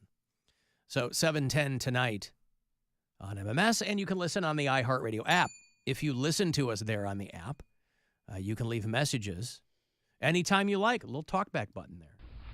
Alan, Rich down in Jacksonville, Florida, listening back to the podcast, and Mary's discussing her octopus tattoo that goes up towards her butt. I had a question about a previous tattoo she was discussing about the last voicemail her father had left. She wanted to get it tattooed, but then she mentioned it to her brother, and her brother mentioned that he wanted to get it. Just curious if she ever did anything with that idea, or she just let her brother take it. Anyways, hit the show. Bye. Was that the sound wave, the waveform? Yeah, it was like the sound wave of my dad saying "love you, bye," and I loved the idea of it. And then I took it to the girl who does my tattoos, and she was like, "It's a great idea, but really fine lines that are that close together." She's like, "It's gonna blur over time." Right. She's like, "It's not gonna look good in 20 years. It's just gonna look like a big blob on your arm." Which I'm glad she told me that instead of just being like, "Yeah, sure, I'll take your money and do the tattoo." She was like, "These ones can be really, really difficult, no matter how good you are." It's not going to read well after a while. Yeah, it's just not gonna hold up. So nobody got that one. So instead, octopus. Octopus. When is Octopus Day, by the way, for the tattoo? May 25th. Oh, May 25th. Yeah. All right. 5 weeks out. Mm-hmm. And you're coming home for that? I'm coming home for that. That's a Saturday afternoon. I have a show in Columbus that Thursday, and then if you'll have me in the studio, we can all broadcast together on Friday. Hey! Yeah. And then tattoo Saturday and head back to New York Sunday. Nice. It's going to be you and Ian Bagg in studio that day. Ooh, I might have a little nice. something for us on that Saturday night. Pizza? Weed? No, show. Oh. Possibly a rooftop show. So we'll see. Oh. A roofie show? What'd you say? Rooftop. Oh, rooftop show. Don't you try and get me into making a joke that I'm not making. Ah, he figured it out. He didn't take the bait.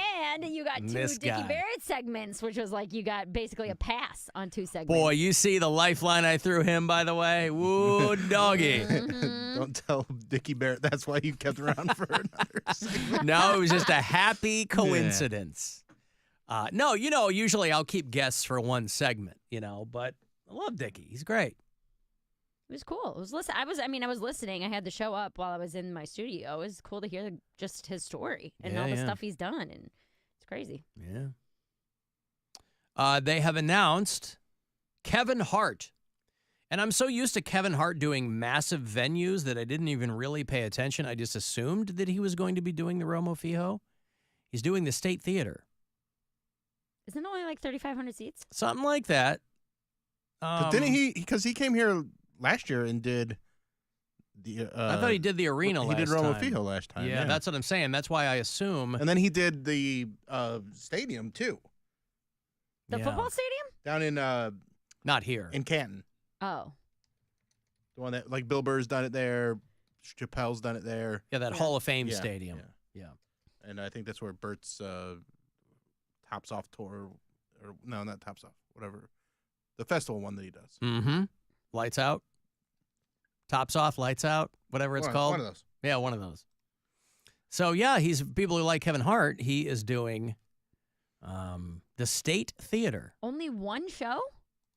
Well, let me see. That doesn't make sense. He's doing Friday, November 15th. This might just be like his way of doing a workout room. Like everybody else he's doing like, I want to do open mics. something small, so I'll just do this giant theater, but I just need to go out there with a notepad. Well, that's what I assumed. I was like, this is him getting ready for the next special or whatever. He's working it down in small rooms. Mm-hmm. It's the Acting My Age tour. And I was looking at the other Also, tour. it might have just been availability. Well, I thought about that. And Because so if it's November, you got Monsters and Guardians games. Well, so that's tough to not Monsters. Monsters and Cavs games are using Romo Fijo, and then it's also a very busy concert. So it might have that's just been why like, I checked their schedule over at the Romo Fijo. There's nothing there that night. But even if there's not anything there that's shown, there might be something that hasn't been announced yet. Well, I looked at his tour dates, and most of them look like they're smallish. Okay. Yeah. Well, maybe he's just wanted to do theaters again. Work out some theaters. I mean, Seinfeld's always been able to do bigger venues, but he's always preferred a theater over an arena. Like the Grog Shop. Yes, exactly. That's what I'll get there one day. Yeah. So if you're a Kevin Hart fan, those tickets are going to be on sale. What's today? The 16th? Those are on sale tomorrow morning. Oh, I'm sorry. Like the pre-sale, that crap. Friday at 10 a.m. KevinHartNation.com. That's where you'll be able to buy them. But come to Cleveland in November to play the State Theater over at Playhouse Square. I watched his first 2, Laugh at My Pain, and I'm a Grown Little Man. This is his 9th. Maybe I saw 3 then. What's the one where he talks about his uncle getting out of jail? Jail Uncle. No. Oh. I don't think that's Jail? Yeah, Jail. No, Unky I've Jail. Unky Jail. No. He did the Reality Check tour. He did the What Now tour. He did the... No, I'm not saying the tours, his specials. Oh, specials. I don't know. 0 F's given? No, I don't think I saw that one. I saw the hit these bitches with some fire, and I stopped watching after that. That was the name of the no, that's of how the special. He was doing it at. He was doing pyro. He was doing pyro because he did it at where the Philadelphia Eagles play. Oh right, so it's he's a big like the first guy to do show. That stadium, yeah. And he had to amp up the production because doing comedy in a stadium is just a wild thing to do. So you got to give people all the way in the back something to look at, so you get some fire. Wow. You know, I'm hosting a show at Playhouse Square. It's so weird that they mention that. Interesting. Yeah. What's that one called?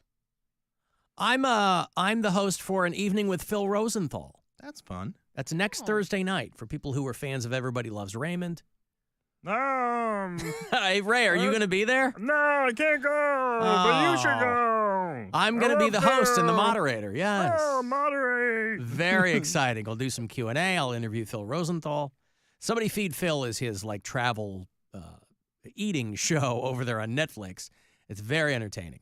And he's in town. He's on the road, and he's doing at the Ohio Theater next Thursday night, the 25th.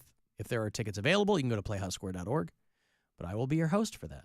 Look at that. Rob Schneider got booted.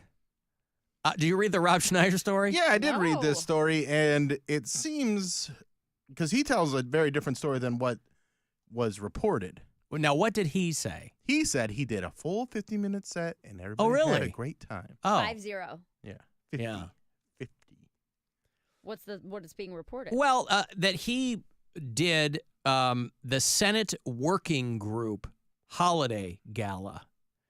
For $50,000. Oh, really? 50 grand? That's what he said in what I read. Good for him. Yeah. Wow. April. Well, this happened back in this was a while it's just December. now getting reported on? Yeah. I don't know why there's we are in a world of instant information. I don't know why this stuff, they go, back in October. Mm-hmm. I don't understand that at all, but whatever.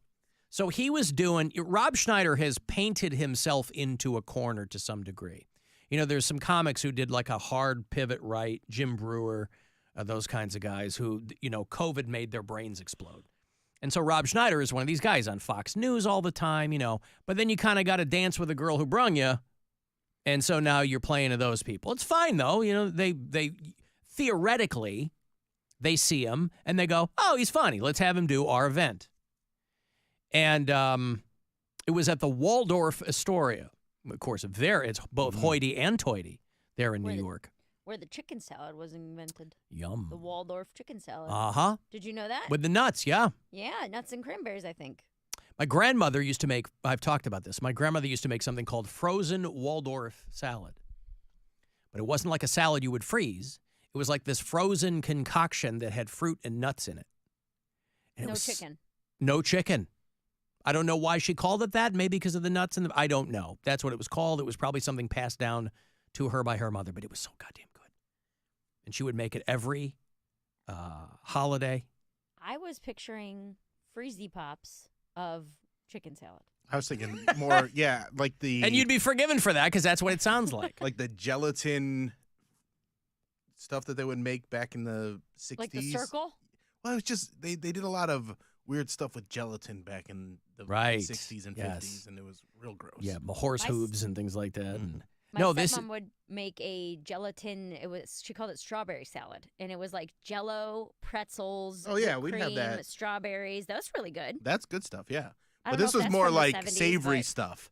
It would be like peas and carrots And Jell-O? Jell-O, yeah. No. Look it up. There's ads for it, like old-fashioned ads. Because Jell-O was new? Yeah, because they're just like, let's just Jell-O. You're putting tuna Jell- fish it was like a in- status Oh symbol my thing, I think, God. is what they were trying to make No, it seem was like. not. I swear. Jell-O? What are we going to do with all this tasty gelatin? Yeah, because gelatin was flavorless. So Jell-O, they were like, oh, it tastes like fruit. Yeah. Yeah.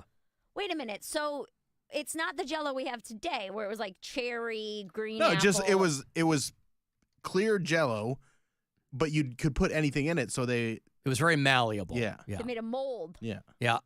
That's the most. If someone made one of those circle cake, you know what I'm talking about, like the bundt cake. Yes. Jell-O mold shape, thing. Yeah. But a Jell-O mold of tuna salad. Like there's. Ew, that I looked it up. texture. There's shrimp and. Come on. What I do is I can't make be it with good. pineapple juice, whipped cream, and shrimp. But it's probably just gross because of the consistency of Texture, it. yeah. The consistency. You don't want Jell-O around your peas and carrots. Oh. My grandmother's frozen Waldorf salad was lemon juice, whipped cream, marshmallows, grapes, pineapple, celery, walnuts. And then you'd freeze that. See, and you'd why cut the it into celery, squares. Oh, it was so good. Well, because it would take parts from the salad and then parts not from the salad. There was apples in it, probably a pinch of salt. Oh, I loved it. Anyway, Rob Schneider at the Waldorf Astoria, where they invented the unfrozen Waldorf salad. These people who were there were not pleased. They say that they stopped him after 10 minutes because people were walking out and he was making raunchy and inappropriate jokes in front of senators, a group of people who've seen this guy on Fox News and probably, this is a real leopards ate my face type situation. They probably thought, oh, he'll be funny and whatever. They said once he started making jokes about people of Asian descent and talking about Korean whorehouses, oh boy, people started to get up and leave. 150 attendees, everyone who showed up, got an apology email about the Rob Schneider set from the person in charge of the event. Because there was a verbal agreement to keep the stand-up set relatively clean, but they said that Rob Schneider disregarded that and dove into his normal jokes. I don't know anything about Rob Schneider's current stand-up set. I don't know what that is comprised of. I don't, He opened for Adam Sandler when Mary and I went, what was that, 5-6 years ago?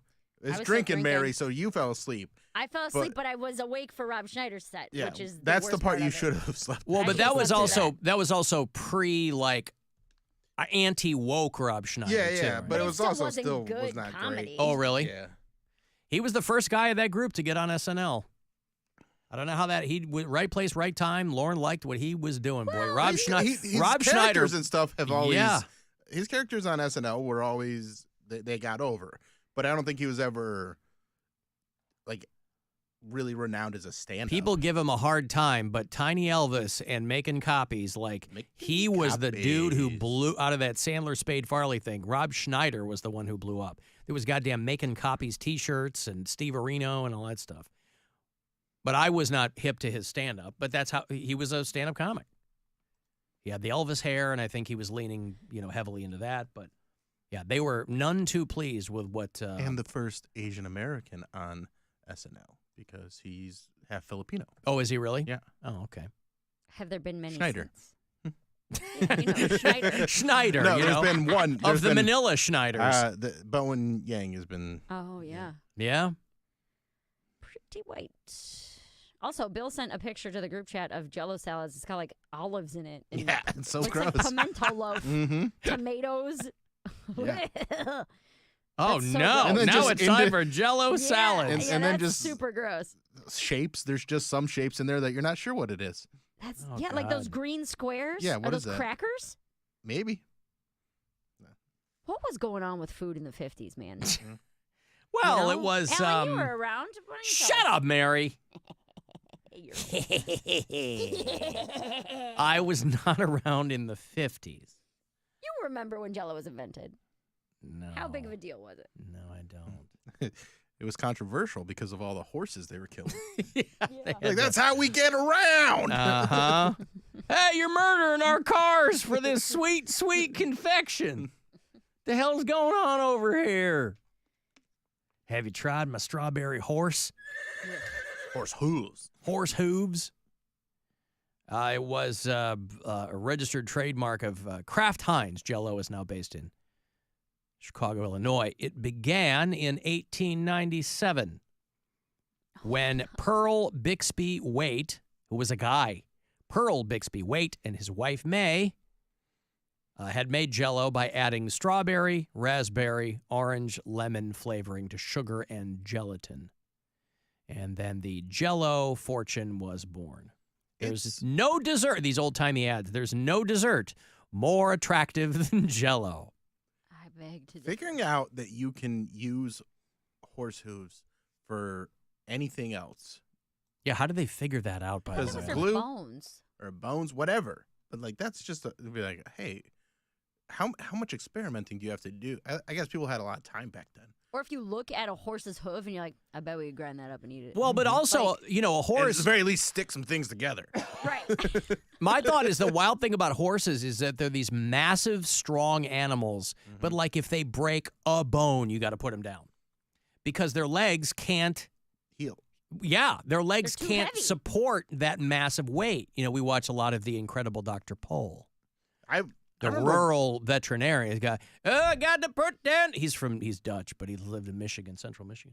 We got to put down the horse because he broke the leg. I watched one horse race on TV, and it was the one where a horse flipped out, got its leg caught in a gate, broke its leg, and they had to go to something else because they're like, we have to kill this horse. Yeah, this horse. It ran into a retaining pond or something. Yeah. Well, yeah.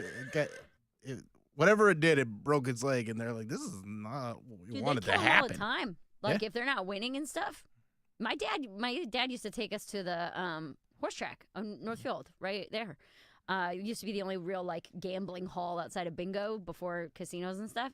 And people would be shouting things like that. Like if they lost money on a horse, they'd be like, "Turn that POS into glue." Yeah, like, send the glue factory. Yes. Yeah. Grind his head. Grind them up. We don't need them anymore. Like it's like crazy. I'm like, listen, man, nobody made you bet your mortgage. Well, yeah, on your this horse. return on investment on a horse is either going to be amazing or zero. So Right. you end up putting it down. And back old timey, they're like, well, we're not going to waste this animal, so we got the meat.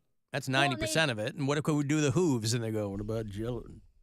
They don't even want to sire them if they're not winning races. I mean, as far as I know about horse racing, is that it's like if you're not a winner, we're just going to kill you, man. You can't win races. We don't want your We can't stud you, yeah. slow sperm, you know? Yep. Does Jell-O actually have horses' hooves in it? There's an article. They say the question is a little more complicated. Gelatin is primarily made of collagen, which is a protein. And that is most prevalent in animals and is found primarily in bones and skin of horses. The one part of the animal that doesn't contain gelatin is the hoof. Oh. Because that's like their giant fingernail. That's keratin. That's what I thought. Yeah. So bones, okay. You can't extract collagen from keratin, but it can be turned into glue. Yeah. Which is where your glue comes from there. That's why I've asked, in lieu of my body being donated to science upon my death, I have asked that my fingernails be donated to Elmer's. That's not a lot of.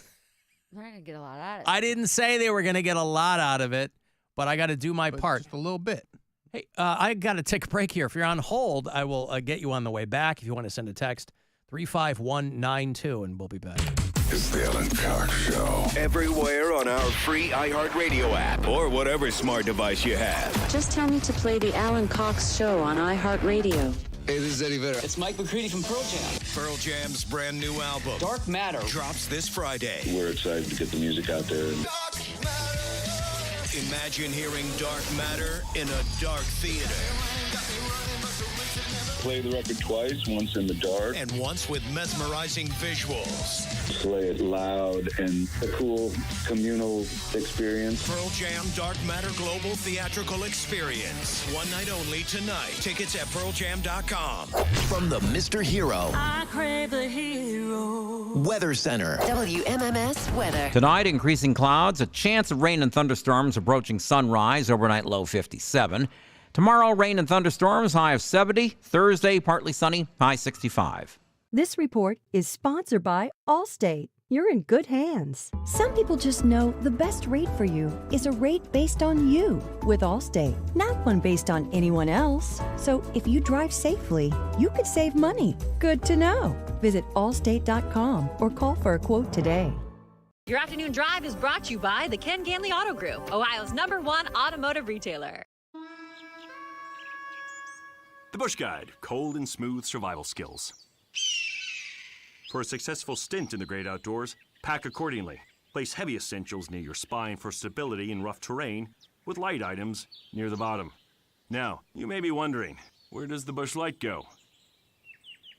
In your stomach. Bush. Head for the mountains. Enjoy responsibly. Copyright 2024, Anheuser-Busch. Busch Light Beer, St. Louis, Missouri.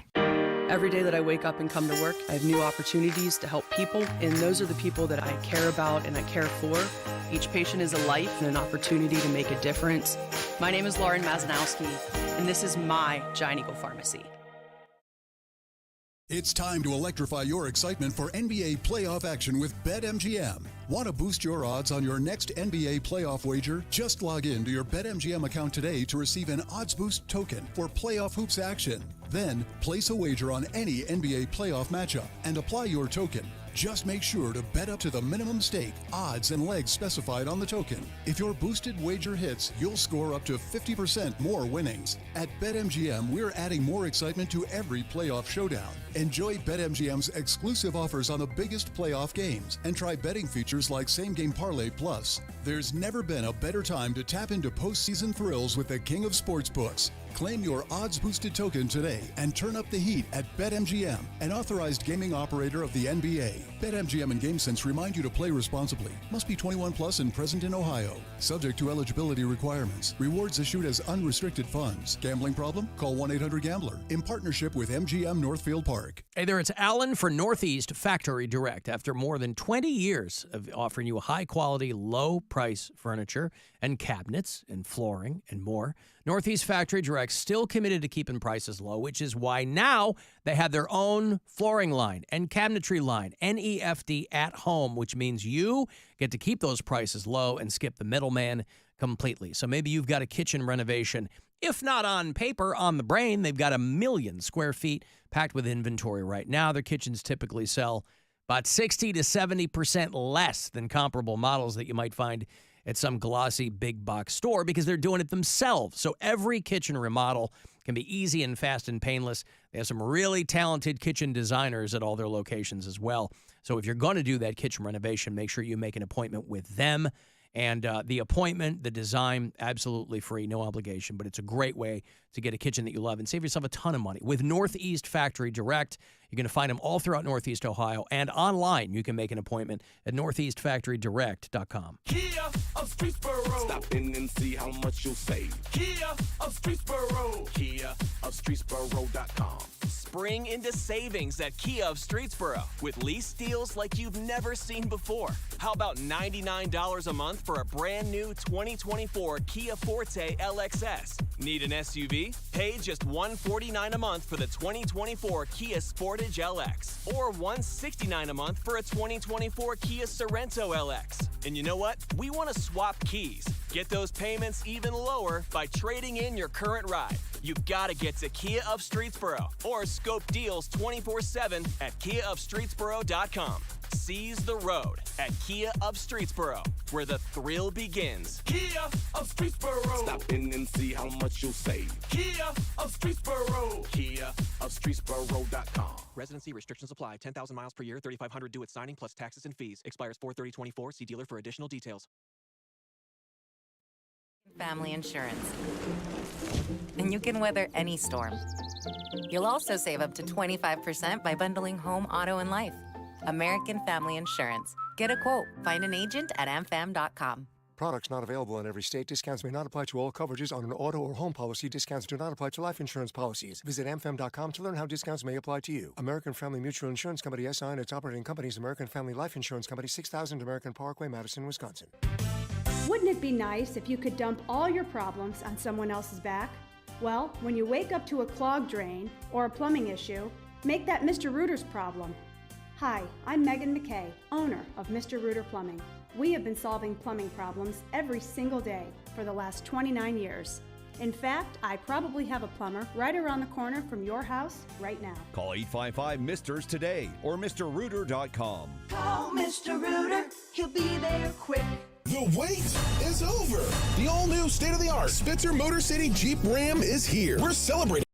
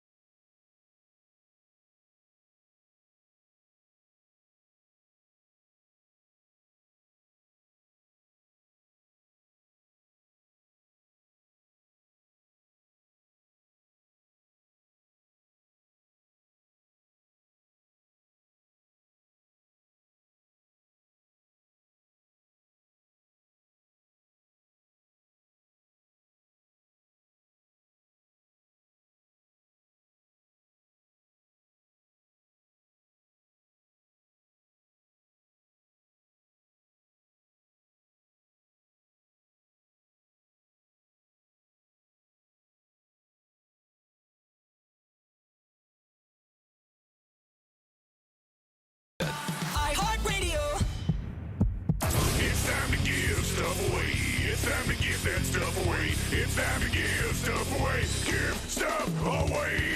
All right, I want to get yourself to an evening with actor Alan Ruck. Ferris Bueller's Day Off, Speed, Succession. Great show over on HBO that just ended this past season. And the pride of Parma Senior High School. Coming back home. He's going to do a show Friday, May the 3rd, a couple of weeks away at the Agora, an evening of storytelling and Q&A. They're going to screen Ferris Bueller's Day Off. Be a great night. AXS.com for the details if you need them. I got a pair of tickets here for you for an evening with Alan Ruck. He's got a hot wife, too. Caller 10-216-578-1007 or 800-348-1007. The Alan Cox Show. The official show of those weirdos who ride shotgun with their bare feet on the dashboard. You're a weirdo, but let's do this. On 100.7. WMMS.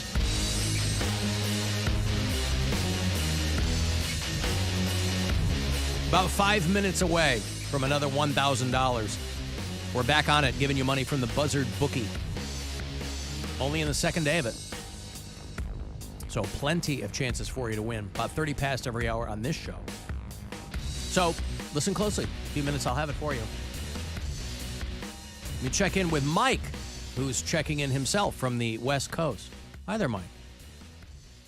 Hey, Alan, hate the show. How are you, man? What's up? How's it going on the West Coast of Ohio? It's great. It's great. The weather is not so great at the moment, and they're saying tornadoes, but we'll see. Oh, You never yeah, know. okay. Well, you take what you get, right? Yeah, yeah. Well, you were. First off, it's hard to get a hold of you guys these days. I think it's because I probably calling from a blocked number or whatever. They don't like to answer me. But I did want to comment on the Rob Schneider sort of woke grifter marketing comedians kind of thing. I was visiting a friend in Seattle just a few weeks ago, and we went to go see Tom Segura, fully packed out. It was funny. It was a good show. And he then, like, after the show, my buddy shows me this video of the same week Jim Florentine is on Fox News saying Seattle hates comedy. And it was just like the weirdest thing. The night before, Joe Coy was in town too, packed show. So it's just odd to me that that people think that way. I think even Mary said it one time how like there's kind of like woke people they can't take the joke or whatever. When I don't want to say lazy, I think it's much more that like in highly educated places, people don't want simplistic sort of shock. Well, jokes, but that Seattle right? Comedy Club thing was really weird. I think Florentine was on this show the day that happened. And that Florentine, there's a comedy club in Seattle that canceled Florentine and 3 other guys because people in the community complained. It was like Metzger and a couple other people. And it's like, these weren't people that were at the show and complaining. These were people who were complaining that these comedians were going to perform at a comedy club. So that, to me, I'm trying to keep an open mind, man, but holy cow. I mean, listen, the club can do what they want, but and another club picked them all up, I think. Mm-hmm. So one club, they can run their business however they want, boy. But once you start letting people who are not at the show, these aren't customers. These didn't even sound like potential customers. These probably weren't even people who are hip to like what Jim Florentine does. They probably heard his name. It was Dave Smith, Luis Gomez, Florentine, and Kurt Metzger. All of them are known for being. This says all of them are being known for being right of center or unwoke. I guess I didn't know that about Kurt Metzger. Like, I don't care. I think he's funny. I haven't seen him in a minute, but it's just very, very strange. And you can run your club however you want, but you're not going to be able to do it. That's not a sustainable model. Sure. But I mean, I like Jim. I saw Jim 10 years ago, and my stomach was hurting. But I would say the place that they were at is not really a club. It's like a Newark club. It's actually like a Thai food restaurant by day where they move the tables out. And then they usually have like open mic nights where it's comedy, poetry, and music kind of things. There you go. It's not right. It's like a glorified coffee shop. It's got Todd Berry written all over. Sense. Yeah. Yeah. So I wouldn't say that's a good explanation of a marketplace, but yet that's the marketing tactic to get your name out there, to get on the news, to rile people up. You know, there's common ground there where it's like, hey, I'm a comedian. I need to sell tickets. This is how I can market things. And there's also like a little bit of political grift thing where it's like, yeah, Seattle sucks. I thought it was a beautiful city when I visited there. Yeah, I love Seattle. I separate the grift from people who are just right of center. I mean, there are people who just don't buy into a lot of that lefty stuff, and that's fine. That to me is different than the grift thing. But to your point, I don't even know what the hell we're talking about now. Okay, thank you, Mike. I appreciate the call. There's Mike checking in from the west coast of Ohio. Ryan wants to know, how's Bill doing on the No Sex Talk? Well, so far, so good, right? I mean, Mary still has her $50. Mm-hmm. And he left Dr. Pole alone. What's that? Whatever you just said. What was it, Dr. String Pole? No. The Incredible Dr. Pole, P-O-L. There it is, Incredible Dr. Pole. Yeah, I was waiting for that one. It's a great show on Disney about a Dutch veterinarian who works in rural Michigan. Like, giving a pause when I would assume there'd be a sex joke, and he hasn't said it. But there's $50 on the line. Mm-hmm. By the way, is this every day now? Yeah. You give me $50 every day. You are going to make $50 a day. Mm-hmm. Wow. An extra $50 Extra a day. An extra, yeah. I'll go down from making $80 a day, making $30 a day. Because I'm giving you 50 of it. Well, that's right. The word was not coming to me, and a bunch of people texted me in the break. Aspic. Aspic is the meat jelly that we were talking about before. That's called the savory gelatin. They make it with meat broth, and it's got those are called aspics. And it's got to be like Depression era stuff, right? I mean, they go, or British food or something, they go way back. Like, can't you just, what do you need that for? Is this before they learned that you could just bind things with an egg? Maybe. And some breadcrumbs? Like, Maybe. I mean, if they just have a lot of aspic, they're like, might as well use it. Where you getting aspic? From the bones and the like all the leftover stuff that they're like, hey, we got to use this for something. It was described Native American style. Meat aspics were made before fruit and vegetable flavored aspics. By the Middle Ages, cooks had discovered that a thickened meat broth could be turned into a jelly.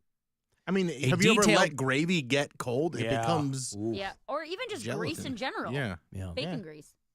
A detailed recipe for aspic is found in a book written around 1375. In the Middle East, there was a version of the dish prepared with Iraqi carp. Fish gelatin? Assalamu alaikum. Could I have more of your Iraqi carp aspic, please? That's so nasty, dude. Use that to make a candle or something. You don't need to eat it. Yeah. We give you this money here. Oh, think of all the meat gelatin you could purchase for your family. Win $1,000. And then we've got hot celebrity gossip. Lest anyone think that we were going to blow right past that. We're not. $50 on the line. Who cares? Hot celebrity gossip on the line from Perez Bilton. But this is $1,000 from the Buzzard Bookie. So listen closely, and I hope you win. Good luck. This is your chance to bet with the Buzzard Bookie and win $1,000 now. Enter this nationwide keyword at WMMS.com. Bank. That's bank. Enter it now at WMMS.com.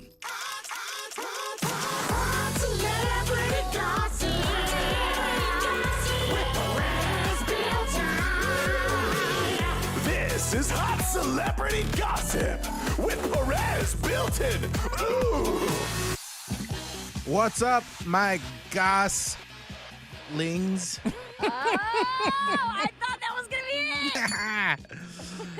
Yeah, little goslings. Just waiting for some hot goss from Goss Daddy Bill. All right. Henry Cavill. That should count. No, you can't. No.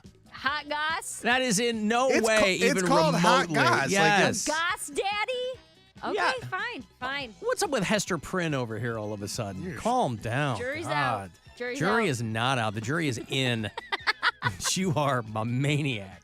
All right, Henry Cavill out as Superman. Been out for a long time, but he's got a new role coming up. Fatherhood.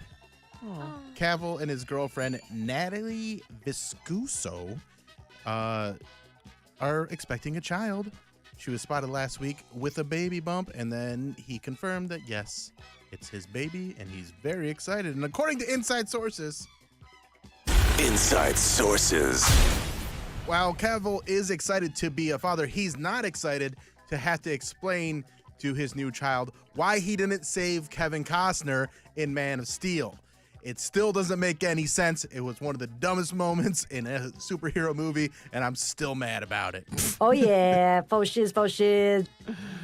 Coachella was a big success this weekend. They didn't have to pay any overtime fees. There was one moment that kind of stood out as amateurish, and that was Grimes doing her DJ set. We talked about it a little bit yesterday, but she fully apologized that she didn't really know what she was doing, and she is sorry. And according to inside sources... Inside sources. As bad as she is at being a DJ, she's still worse at naming children. Her kids' names are so dumb. X75-3. And then one's like Midnight Meniscus or something. Well, it's Elon Musk's kids, yep. All right. And finally, Courtney Love is in the news. She did an interview where she was just bashing everybody, saying Taylor Swift isn't anything special. Beyonce didn't need to make a country album, and who cares about it? And saying that Lana Del Rey needs to go away for 7 or 8 years and then come back. But according to inside sources... Inside sources. You came from some town out in the sticks to become the modern Stevie Nicks. You had the guts a lot. You know what? This isn't doing it for me. Alan, can you just play this? You bared your soul. You showed us your whole. Courtney Love. Don't throw it all away. Courtney Love. Don't you go changing Courtney Love. Courtney Love. And that is all. The hot goss for this week.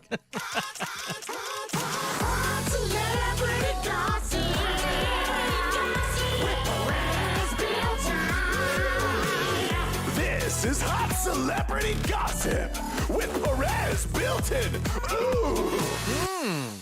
You know, I made out with Courtney Love back in the day. I've heard. Yeah. No, you didn't. I did.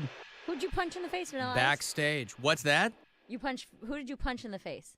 Who did I punch in the face? Vanilla Ice? Yeah. Was it Vanilla Ice? Yeah. So you're kissing celebrities Wait. and punching Were other you ones? confusing? Were you thinking I punched Courtney Love in the face at and some you point? made out with Vanilla Ice. No. I couldn't remember which was which. No. Made out with Courtney Love. And, got Vanilla Ice tried to punch me in the face, kind of glanced me, and I got one in on him. And you knocked him out and then grabbed Courtney Love and did a dip with her. And She was a Schubert dip. Uh-huh. Oh! Okay. No, 2 completely separate events. Yeah, he didn't knock out Vanilla Ice and then scoop up Courtney Love. That would be great. That's what I rescued. Nope. I'll save you from mediocre rap. Nope. Just punch Vanilla Ice, and then I gave the thumbs up to Tone Loc. And it was an 80s throwback thing. That's a great story. Yeah. No, Courtney Love had done my show, and they were in town that night. And she goes, "Oh, you should come say hi before the show." And people say that all the time, right? We've all been in that situation. And you go, "Okay, I will." And she's like, "Oh, well," she said something like, "Oh, yeah, we'll make out or something." I go, "Okay, I'll be there." And I showed up. We made out. I called her bluff, Bill, is what I did. I think it's more like you accepted her invitation. Well, yeah. I said, "You don't know who you're talking to, baby." Hey, Jordan, hello. Hey, Alan, hate the show. Hey, thank you. What's up? Hey, you guys were talking about the meat gelatin, whatever that was called. I can't remember the Aspic. term you used. Aspic, yes. So I don't know if aspic is exactly what Arby's roast beef is, but I did work there in high school. Yeah. And I can 100% confirm that Arby's roast beef is a meat gelatin that gets cooked in a plastic bag. Cooked in a... It Then is how a- is it so delicious? I love Arby's It roast is beef. So do I. I love it too. I still eat it to this day, but I'm surprised that someone on TikTok hasn't taken this and blown it up yet. but the secret to Arby's roast beef is it is a formable meat jello in a plastic bag that gets steamed to, roast beef perfection that we all know and love. Arby's is a Ohio company. The pride of Boardman, Ohio. That's where the first Arby's was. And I love maybe since you worked there, Jordan, you know this unequivocally. There's all these different explanations for the name. Some people go, "Oh, RB is RB for roast beef." And other people go, "No, it's the initials of the guys who started it." And other people say, "No, it's an acronym for America's roast beef yummy something." What is the actual thing? Do you know? I do not know the answer to that one, no. Okay. Unfortunately, I wish I could come up with something clever off the top of my head for what it stands for. No, that's but okay. I'm I thought not maybe as good as you are. No, I thought maybe you knew because you work there, not like okay, thank you, Jordan. I appreciate it. He's getting a call from another planet. Their Wikipedia page says they want the Raffle brothers, Forrest and Leroy, started it in Boardman, Ohio, and they wanted to call the restaurants Big Tex. But that name was already being used by an Akron business. Instead, they chose the name Arby's, a phonetic pronunciation of R and B, short for Raffle Brothers. So not roast beef, but somebody else I heard say that it was an acronym for something. Anyway, Arby's. God bless them. Now, you really do, if you have any culinary intersection in your life with any kind of fast food, you really do have to put it out of your mind. Because I don't know what I thought they were doing there. Like you go to Chipotle and they're making the food, right? You can see them do it. A lot of other places, you don't see them do it because you don't want to see them do it. And I've never worked fast food. I never had that job as a teenager, right? I worked fine dining. So just in that, I saw what was going on in the kitchen. So, for a chain franchise thing where you're working high volume and it's mostly frozen, you shudder to think. But I don't care, man. Those Arby's roast beef sandwiches, pretty good. They're pretty good, boy. Not for like $19 or whatever they cost now. Yeah. Just get the minis. Get the little slider ones. That's not enough. Well, Bill, when I was a single man, you know how I liked my roast beef. I don't know what you're talking about. Not enough roast beef for me. I don't need a mini. I'll tell you what, that's right. I need a Big Bertha. Wait, what chain had the Big Bertha? Is that Rally's? No, isn't that Hardee's? Hardee's, one of them. Right, but it's like Carl's Jr. and Hardee's are the same thing. So it's I remember my dad would talk about going and getting a Big Bertha. I never had one. Big Bertha is... You're thinking of the Big Buford is Carl's Jr. Yeah, Big Buford. So my dad was getting Big Bertha on the other side. Yeah. I think Big Bertha was the name of the burger place that Weird Al worked at in UHF. Was it really? I think it gets, and then she throws them out and chucks them up into the air and they fly through the parking lot. The Big Buford is Checkers and Rallies. Oh, no, that's Big Edna. Big Edna. Big Edna. Big Edna. Yeah. Well, anyway. Got it all figured out. Thank you, Jordan. We've got to take a break here. I'll have those Social D tickets for you. Social Distortion is doing 2 nights in Cleveland. Mike Ness and the boys coming back to perform for you. 28th and 29th of September. I'll get you a couple of tickets for that second night around the corner here. So we'll do that after the break. 35192 to text for anything else. And you can listen anywhere on the iHeartRadio app. Rover's Morning Glory. That's the big plan for later.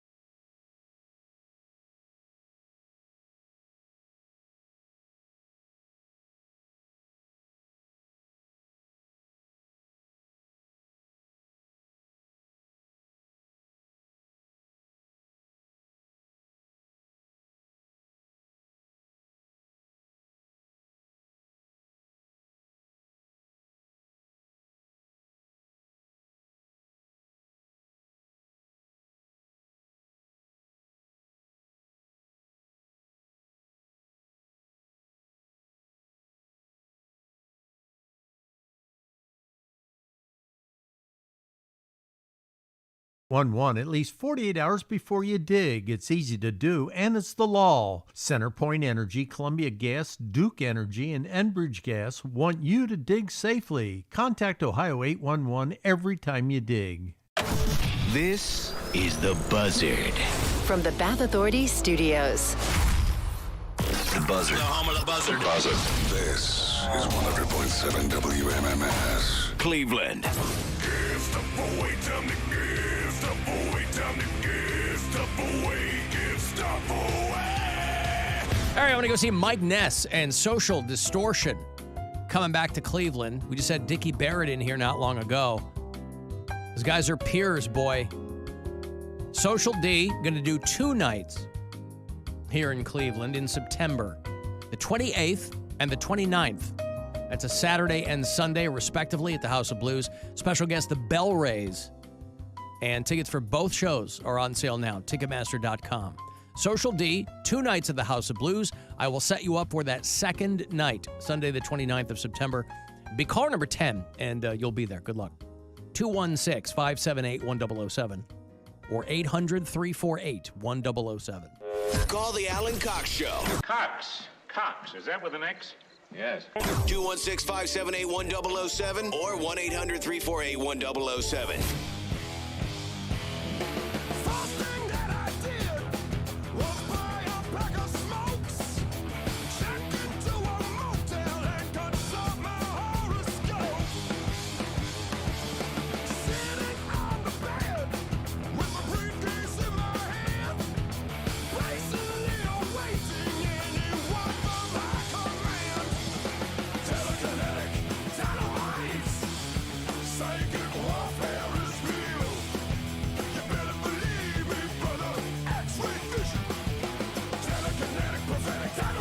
We announced a new Clutch show, too.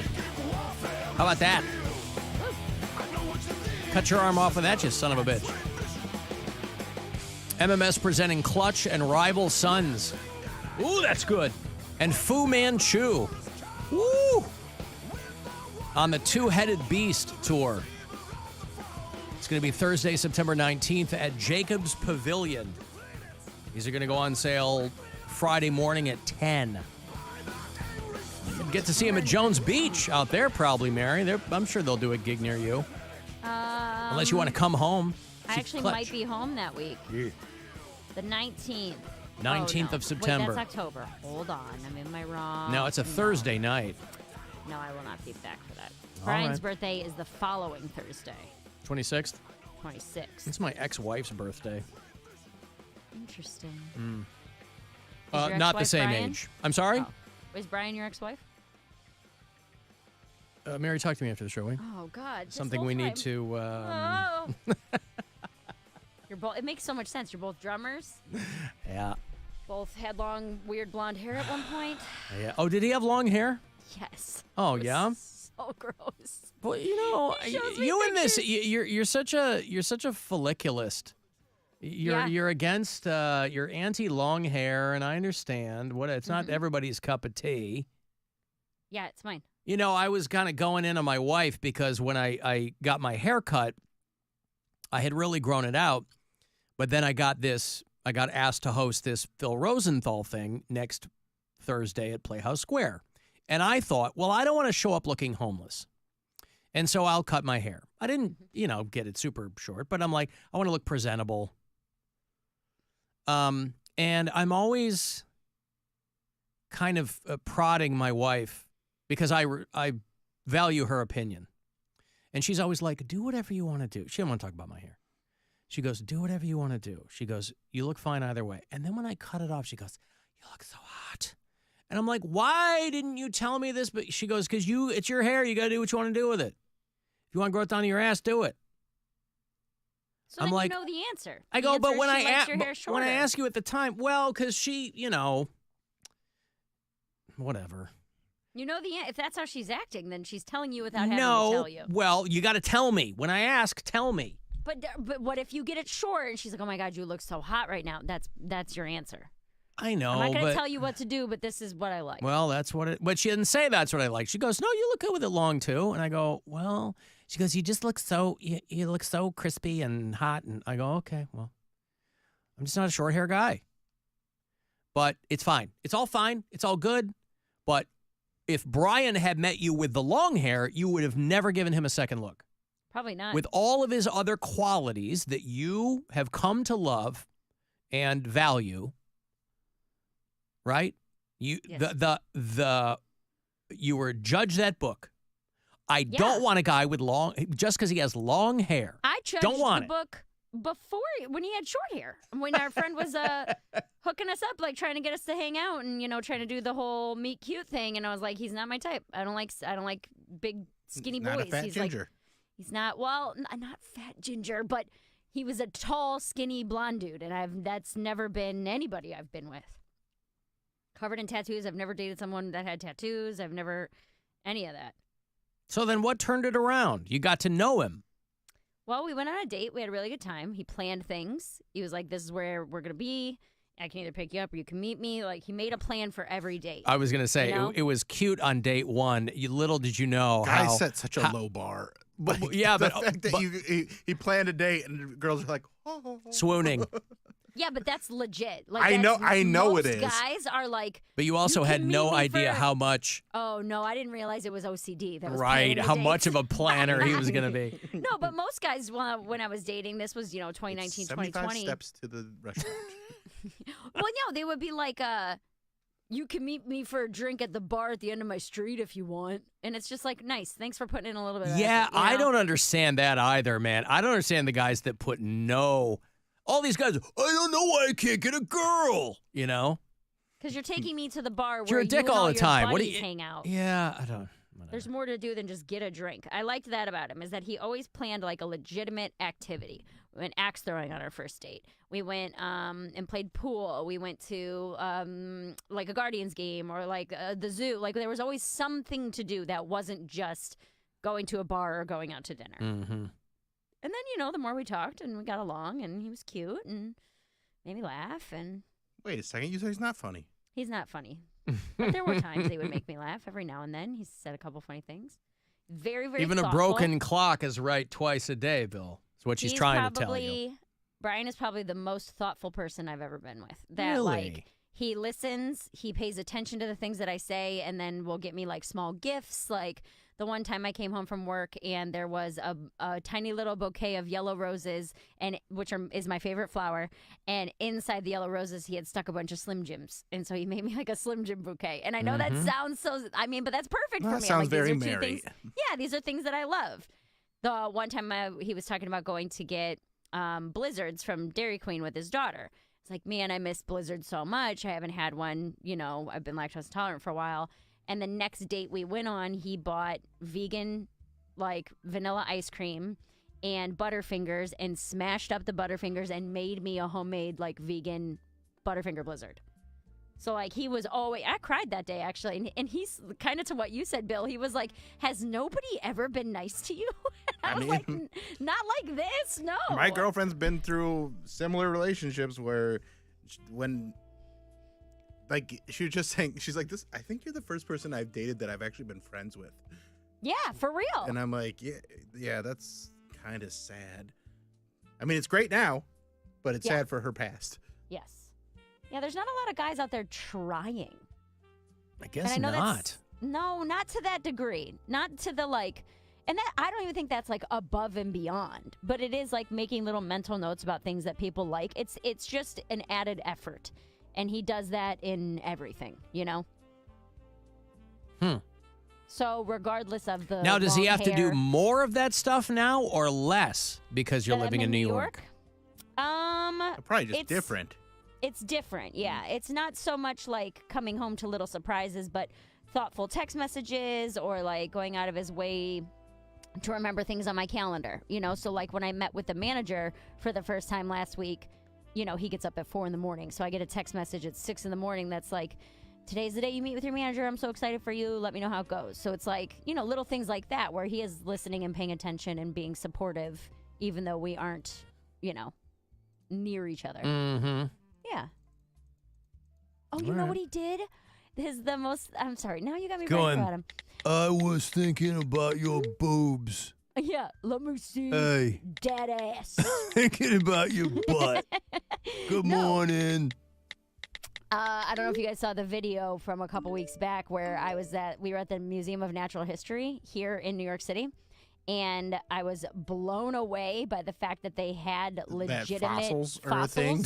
Not that fossils are a thing. I know fossils are real, but I'm used to, like, the Cleveland Museum of Natural History, right? Where they'll be like, hey, here's a replica T-Rex. Well, its knee down is real. The rest of it is fake.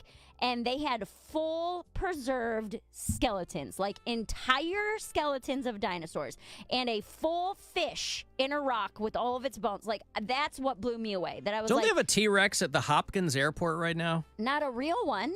I thought they did, like on No. loan from the Museum of Natural History or something. No, not of a full skeleton. They do replicas and casts. So like 20% of it will be actual legitimate fossils and bones, and then the other 80% of it is all replica. I mean, to be fair, you only know what they tell you. Sure, they could be lying. Yeah, any Museum of Natural History is trying to get asses in the door. So I'm not a paleontologist. I wouldn't know if it was a replica or an actual bone. Well, they're putting it behind these thick, like, bulletproof glass. and they're That's like, what sells the illusion. It sold the illusion to me. I Yup. freaked out. I was like, dude, that is a legit, look at this. This is a whole-ass fish from 250 million. It was blowing my mind. I was reading every plaque. I was having the time of my life. They had the Cretaceous period ass fish in there, Bill. Dude, they had an have entire you guys not one. heard of the ass fish? They had a whole ass fish in there. Bubble, baby. Yeah. Man, these things are crazy. Wow. But I was having a great time. I'm reading every plaque. I'm trying to learn as much as I can about these fossils and where they found them and, like, the paleontology process and all that kind of stuff.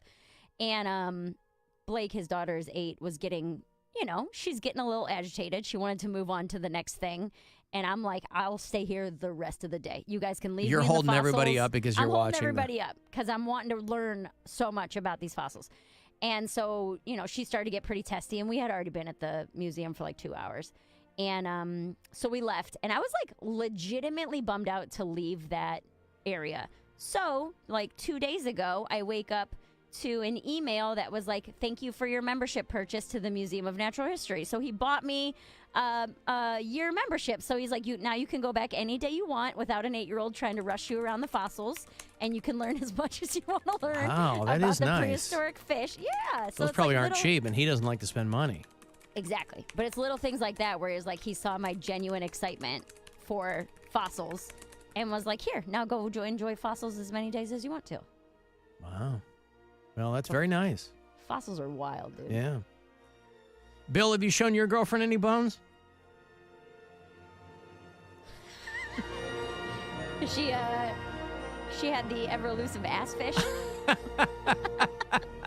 Has she seen any whole ass fish? No. No. All right. You haven't left any findings from the Cretaceous period? Oh, come on. Too much. Now, people are asking if you do things like that for Brian.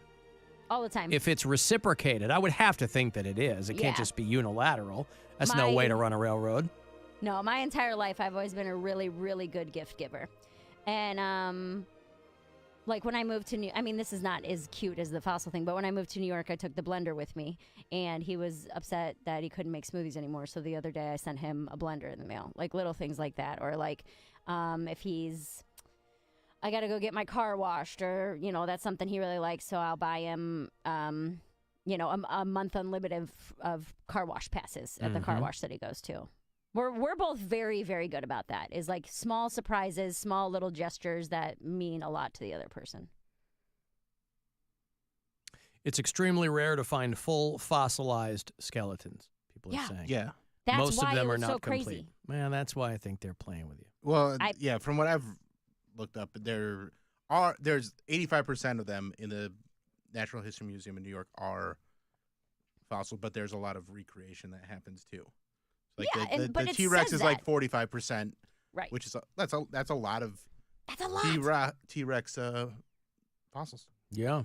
But I just always want to know what dinosaurs really look like, because you always ever see the videos or posts where it'll be like a bunny skeleton and what scientists would think it looks like, and then it's actually just a bunny. No, that's Yeah, right. Yeah, because a bunny skeleton looks crazy. Yeah. So if Yeah. you were to recreate it the way we recreate dinosaurs, it would look like a very vicious, crazy animal, but it's just a bunny. Sweetie bunny. Yeah. All the plaques were telling you where it was like this, this skeleton or this replica is, 52% or whatever. But the reason why I posted a video on Instagram and TikTok being like, this is insane. I had no idea that this was like legit. People were mad at me, but it has like Wait, why were they mad 500,000 at you? views. Because they were thinking I was saying that I didn't know any fossils were real at all. Because, yeah, they jumped to conclusions. Or there were people like, haha, funny April Fool's joke. And I was like, I wish. I'm legitimately Wait, this excited. they were mad because you were excited at the fossils? Yes. Why? Oh, where'd you go to school? You never learned this in 3rd grade, idiot. Guess you didn't go. What kind of public school? I'm like, listen, yes, you learn this stuff, but to see a basically, 80% preserved fish fossil. Poundcake in a rock. took dinosaurs in college, and he didn't know anything about dinosaurs. Yeah. Not a good example. His mom thought pterodactyls were still out there in Lorraine. She saw one. In the trees. I did a tour behind the scenes at the Cleveland Museum of Natural History. I was with you. Oh, yeah. Yeah, so you saw all that, like, they just have, like, mountains and mountains of shale. Yeah. Yeah, that they are just going through still because it's all this stuff that was from down in the Rocky River Reservation where they're just like, yeah, we're trying to go through all of it, but there's a lot. And it's trying just to find any fossils. Yeah, it's just on shelves in this big, dirty, dusty room. Dude, science is wild. Okay? You can put me on record for saying that. Science is wild. And I've always been really interested in parts of it. The other part of it that I haven't explored yet at this museum is that there's a whole planetarium and space floor. The just dedicated- planetarium. Yeah. Planetarium. I'm like so excited about that. I told Brian, I was like, the next time, like if I have a Saturday off or a Sunday off when it's raining, you better believe I'm going to go to the museum all day and hang out in the planetarium and learn about black holes and deep space. Yeah. How much you know about black holes? Bill? Science. Yeah, how much do you is a liar not very much. sometimes. All You know, right. if they're deep or endless or I'm getting so many texts on the culinary front here. Somebody told me that there's a lot of aspics on OnlyFans. Yeah, I was thinking about that. Like So they different clearly recipes. are trying to recipes. They are trying to open it up to people with just cooking channels. Mm-hmm. Wow, that's I don't know if exciting. Bill has seen any aspects. I don't know about that. I don't know. So your plan for me to not make these jokes is so that you can just make them. Okay, of go on. course. So you think Yes. you have a better one? I was giving you the benefit of the doubt the first half of the show. Like, let's see if he slips up on his own. But if we have to bait you, I'm a master baiter, Bill. Dude, I just took a gulp when you did that. I knew it was coming, and like a moron, I still took the gulp. I still took the gulp. Oh, You mean a mistress baiter, Mary? Oh, yes, you're right. You're right. And by the way, I am a master of my domain. more than a few people have asked. I did not feel up Courtney Love. I made out with her briefly, but I did not feel her up. Oh, man. I wanted to be respectful to Frances Bean, who was right around the corner. I have to take a break here. Hey, you want to go see Beat? Are you a King Crimson fan? There's a little super group they put together called Beat. And two of the guys, Adrian Belew and Tony Levin from King Crimson, are going to come through with Steve Vai. No, I'm sorry. Is it Vai or Satriani? Joe Satriani. They were both just here, so it's confusing me. The band is called Beat, and it is Tony Levin and Adrian Belew from King Crimson, along with Steve Vai and Danny Carey, who drums for Tool. And they're going to do a whole night of playing around with King Crimson music. I think the thing is sold out. It's October 25th at the Agora. It should be a good time. I'll be there. I'll set you up on the way back here. Another $1,000 on the way to boot. It's going to be your last chance to win today, courtesy of the Buzzard Bookie. That next keyword is coming up at 5:30. This is the Alan Cox Show. Everywhere on our free iHeart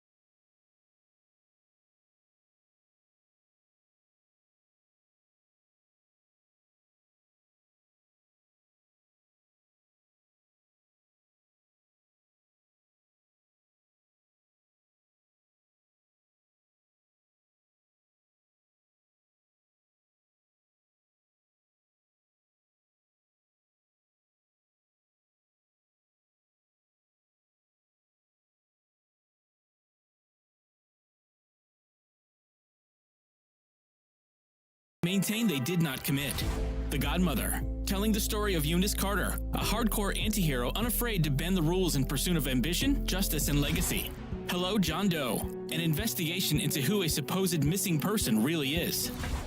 Listen to these podcasts and more on America's #1 podcast network, iHeart. Open your free iHeart app and start searching now. It's time to give stuff away. Time to give stuff away. All right, I'm going to go see Beat. If you're into King Crimson, they put a little super group together, specifically zeroing in on 80s King Crimson. They had an album back then called Beat. So you have Adrian Belew, one of the most innovative experimental guitarists of all time. Adrian Belew and Tony Levin from King Crimson, joined on the tour by Steve Vai, playing guitar, and Danny Carey, longtime drummer of Tool, Behind the Skins. Be a good show, boy. I think it is sold out. I think tickets went very quickly.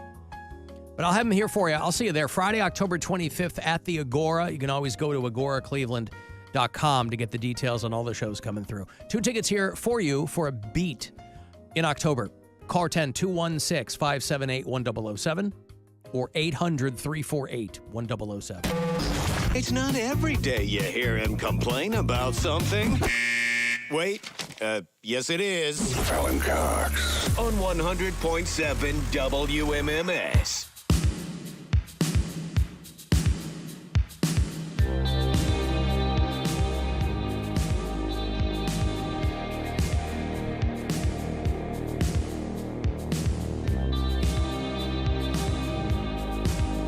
I mentioned that Clutch show that we just announced.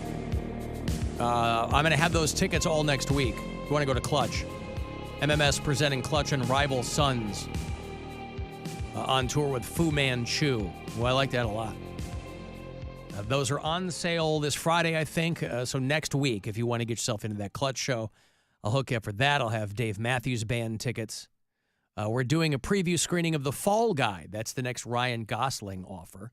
80s television show with Lee Majors called The Fall Guy back in the day, if you're old enough to remember that. Played a guy named Colt Seaver. I don't know if they're keeping the name, but the trailer looks pretty rad. It's Ryan Gosling and Emily Blunt, and he plays a stuntman. So it might be based loosely on the TV show. I mean, they're taking that IP, I guess, but Ryan Gosling and Emily Blunt, who showed up during his SNL monologue. He plays Colt Seavers? Colt Seaver, there you go. Yeah, Lee Majors back in the day. He even sang the theme song. Are you too young to remember The Fall Guy? I mean, I know it a little bit, but I always mix it up with, what was the other one with Steve Austin? The $6 Million Man. One. Yeah, that would have predated The Fall Guy. They all kind of ran together in that. I think The Fall Guy was like his return to television, maybe. Oh, it was Seavers. I thought it was Seaver. Colt Seavers picks up some extra pocket money by tracking dudes down. He's a Hollywood stuntman. And the theme song to the television show was called The Unknown Stuntman. And Lee Majors, who fancied himself a crooner, sang the song. I'm not the kind to kiss and tell. And of course, there's a lot, there's a lot of dated references, including one to Farrah Fawcett, who was his wife at the time. But I've been seen with Farrah. I've never been with anything less than a 9. So fine, I've been on fire. Imagine doing that now. I've never been with anything less than a 9. I made a lot of 2s, but I threw them in the street. With Sally Field gone past with a girl named Bo, but somehow they just don't end up as mine. It's a death-defying life I lead. I take my chances. I die for living in the movies and TV. Now that's enough of that. But the show was called The Fall Guy in the 80s. What was it? Was it Scrooged? Where Lee Majors, it's Lee Majors, comes to save Santa when they're showing the Holiday Network specials on Bill Murray's network, and Scrooged, one of them is Lee Majors, comes in with a gun to save Santa. Anyway, they have remade that show into a movie called The Fall Guy with Ryan Gosling. And it looks like it's jam-packed with action. So we're doing an advanced screening of that 2 weeks from tonight. And I'll have passes for you all next week. Your Cleveland Guardians are playing tonight. It's the second of 4. Long series there at Fenway against the Red Sox. 7:10 tonight on MMS and on the iHeartRadio app. So when we roll at 6:30, we'll get you right into your pregame coverage. If you listen to us on the iHeartRadio app, tell me where. I'll give you a pin on our map back here. It's pretty up to date. Rob listens in New Orleans. Dan is one of our bureau chiefs in Chicago, Illinois. Darren is in Honolulu. Honolulu and New York City both named the 2 most expensive places in the entire United States to live. Mary, did you know New York's expensive? I did not know that. And I've lived here for a while. Yeah, I've noticed. Yeah. Susan listens in Niceville, Florida. And we have a bureau chief in Redmond, Oregon, a girl named Rachel. I don't know if she sent this to me, but Redmond, Oregon is a town about 35 minutes away, 25 minutes, like under a half an hour, from a very small town in Central Oregon called Sisters. Sisters, Oregon. And they've got a bit of a problem there because the high school choir teacher at Sisters High School is being accused of some hanky-panky with a student. Oh, no. This is a town of 3,000 people. Small town, Central Oregon. Rick Johnson, the longtime Sisters High School choir teacher, is on leave until further notice after allegations surfaced of inappropriate conduct with his students over a period of several years. Students. Now, this could be a he said, they said situation, but unfortunately for him, they got screenshots of a bunch of texts. Screenshots were recently posted to social media between him and a minor.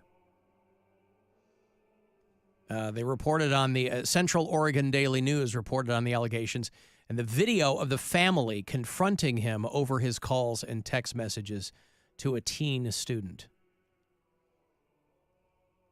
Messages of the teacher acknowledging that she was a minor and joking about how many more days she had until she was 18. Here's a screen grab of some of the texts where he says, although if you were dead and near me, taxidermy. See, this gets real weird. Ew. People are so bored in these tiny towns, and just keep you in my freezer or in my bed or on my couch so I can cuddle with you. Bro, what? And the minor says, cuddling with cold, dead, lifeless me isn't the same. And the teacher says, I could strap you into my passenger seat, then I'm always legally driving in the carpool lane. And the student says, wow. What does this person teach? Choir. But you see what's happening here, right? Choir. You got rows of students with their mouths open. Come on. Bill? No. Wow. So you would just use they me? can sing. The student says. Dead me wouldn't squirm when you poked her, though, and I know how much you like that.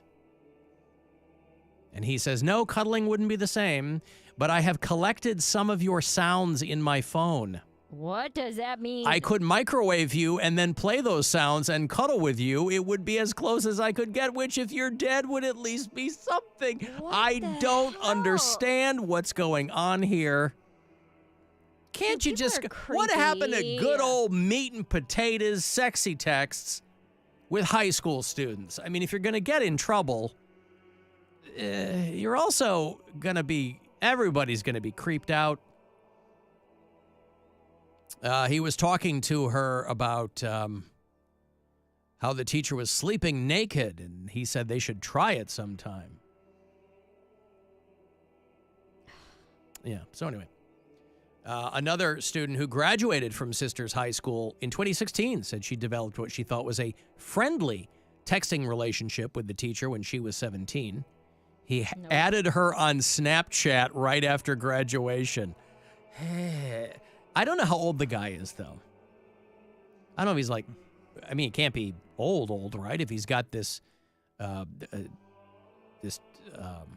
student going back and forth with him on the text.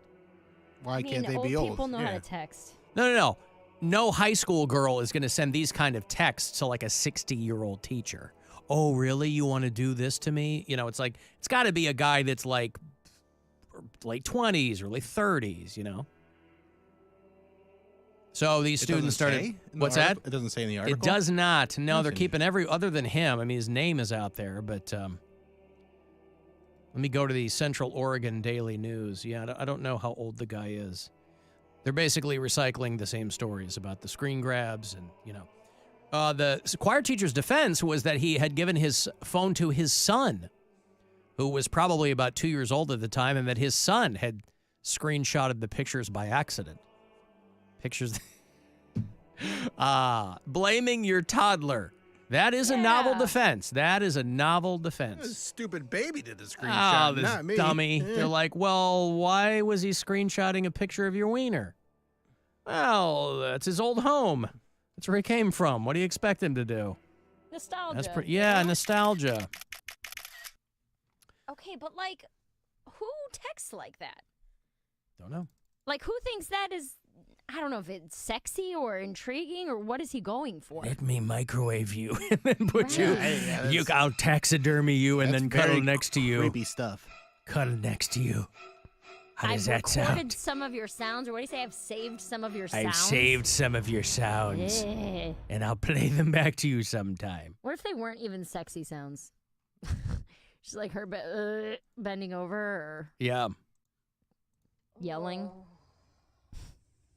I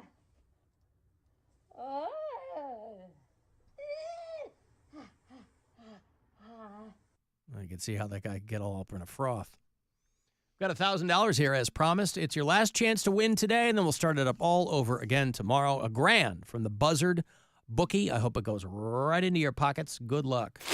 This is your chance to bet with the Buzzard bookie and win $1,000 now. Enter this nationwide keyword at WMMS.com. Bills. That's Bills. Enter it now at WMMS.com.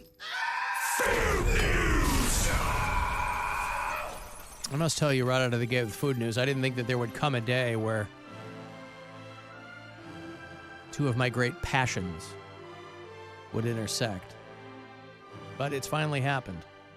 And it's not like I'm kind of maybe now buying into some of Mary's stuff where you put it out into the universe. Manifesting. Manifest. That Doritos is releasing a limited edition Mountain Dew Baja Fiery Mango Chip. I thought it was going to be like Doritos is doing a kale chip. Yeah. That's what Alan's excited about. Nope. I'm brand loyal to my kale chips, Bill. I will not go to Doritos for my kale chips.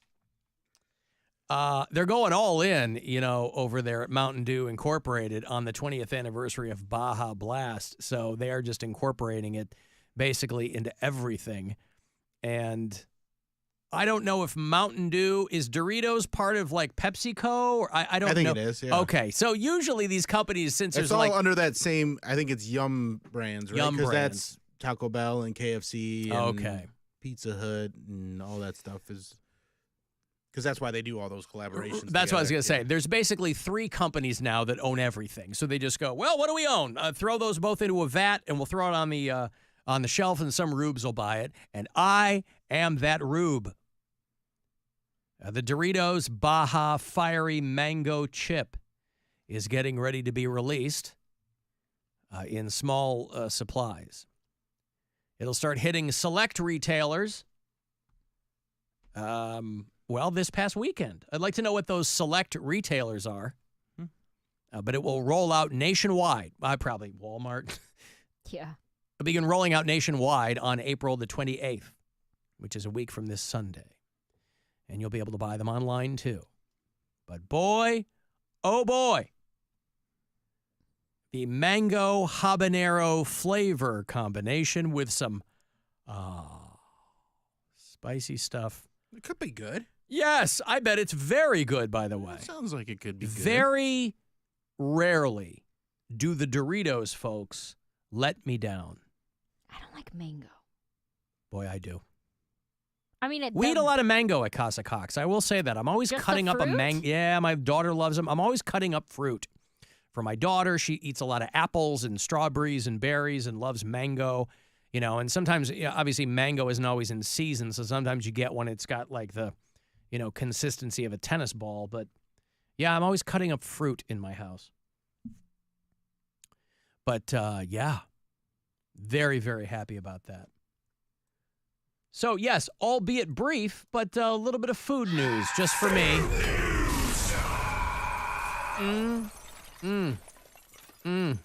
If it weren't mango, I'd probably go for it. I'll probably try them anyway, honestly.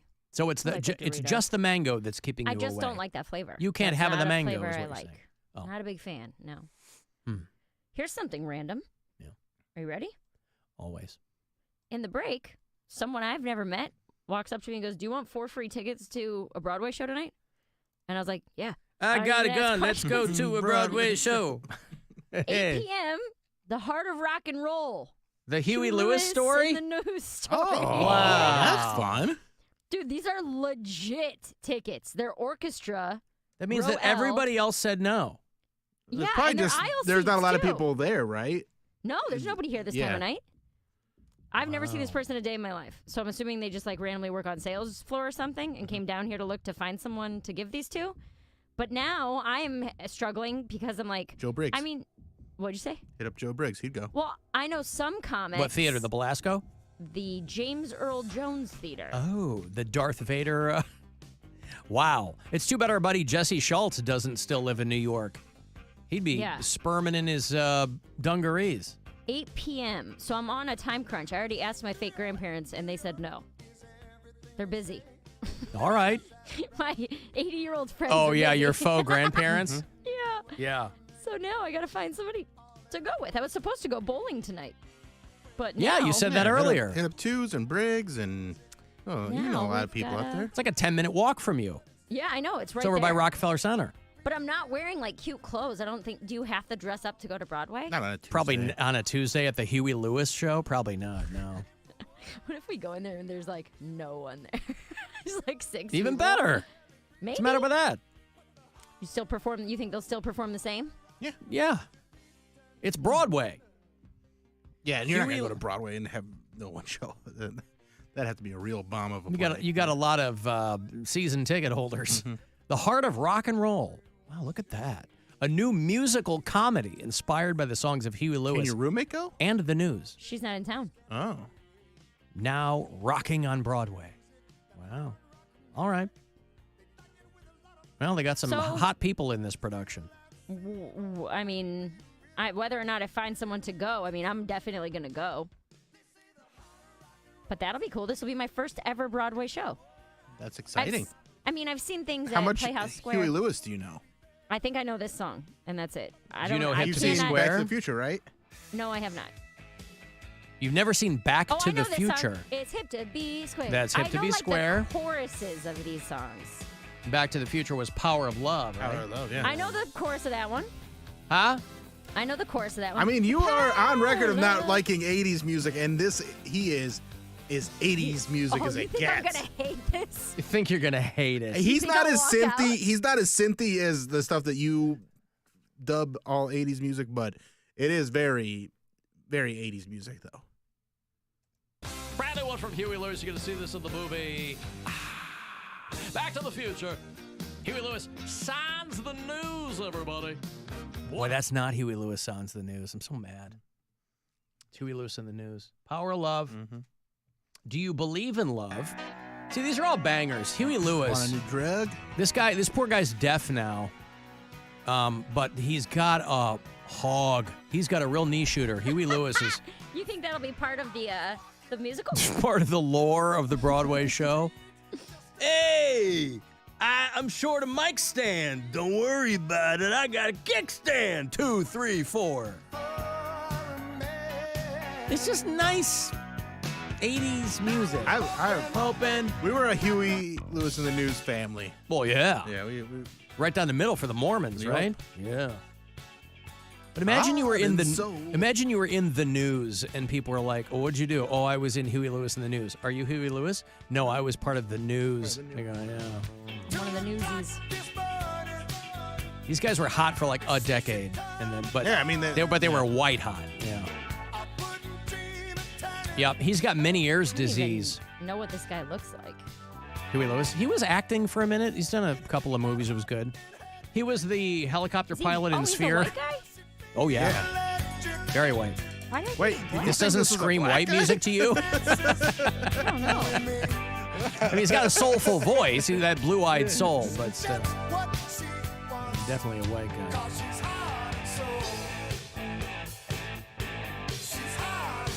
I mean, these are great songs. They are. They have guys fly out. Yeah, if you they leave now, you'll get here in time. They have enough riffs to them where you're like, what else? Do You Believe in Love? Oh, that's a great one. You know I Want a New Drug, don't you, Mary? I don't. It's the one that they sued over, right? Yeah, because Ray Parker Jr. ripped it off for Ghostbusters. Yeah. These all sound the same. They're all, because these guys are kind of doing like 50s doo-wop kind of stuff too, so it was all drawn from that. Yeah, it was very in line with what Billy Joel was doing in the 80s. Yeah. They were right place at the right time for...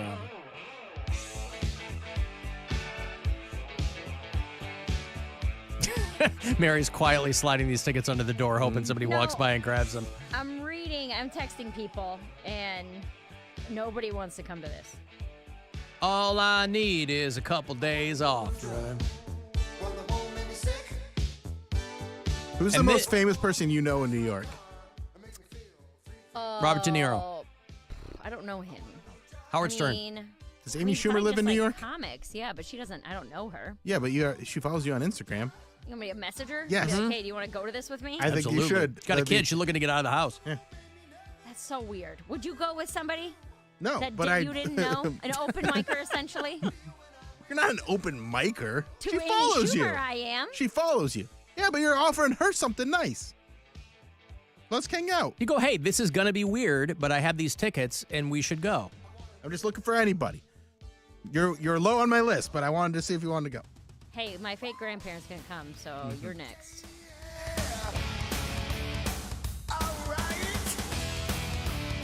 Oh, I forgot about working for a living. Hit up a tell. Taking what they giving because I'm working for a living. Any comics are going to have sets. It's a Tuesday night. This Sex. is like the sets. This is like the biggest night in the city for comedy. Tuesdays and Wednesdays are huge. Hit up your manager. I thought about that. Be like, hey, you bought me a patty melt. I'm going to take you to see the Huey Lewis in the news. You bought me a patty And if you know melt. anybody that's an agent, ask them to come along too. Yep. Yeah. Let's schmooze it up. I gotta get back in time. Gotta get back in time. All right, I gotta take a break. Enough of this Michigas. Do love Huey Lewis, though. Dedicate this segment to our friend Jesse Schultz. All right, 35192. Want to send a text? You got Guardians baseball tonight. 2nd to 4 there at Fenway in Boston. 7:10 tonight. 100.7 WMMS.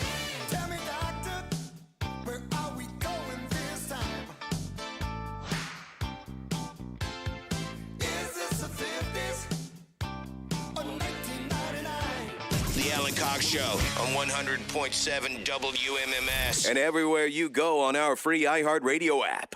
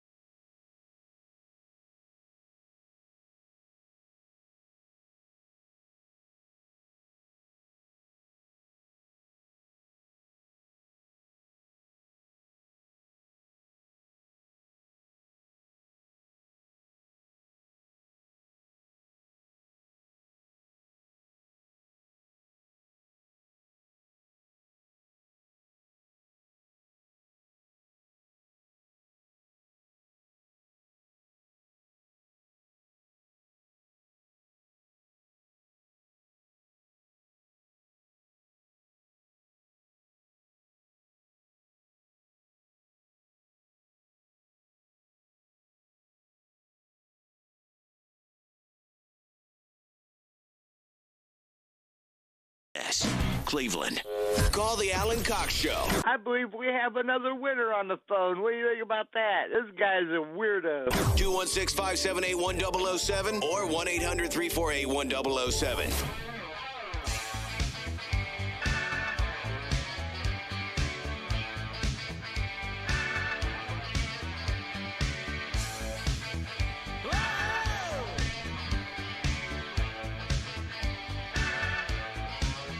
I want a new duck, one that won't try to bite, one that won't chew a hole in my socks, one that won't quack all night. I want a new duck, one with big web feet, one that knows how to wash my car and keep his room real neat.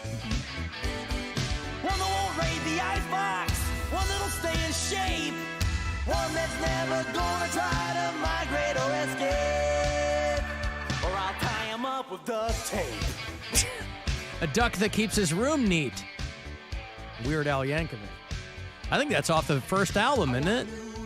Dare to Be Stupid? Wasn't that the first Weird Al album? I think so, yeah. The first Weird album? 1985. Weird Al Yankovic. All right. Have you determined unequivocally if you're going or not? Did you find a +1 No, I'm to the gonna Huey go. Lewis Broadway production? Will you go solo? I'm gonna go either way. Yeah. Yeah. Because I mean, it'll be a fun experience, and if I hate it, I'll leave halfway through. Now, have know? you had to let your bowling pals, your pin pals, if you will, have you had to let them down?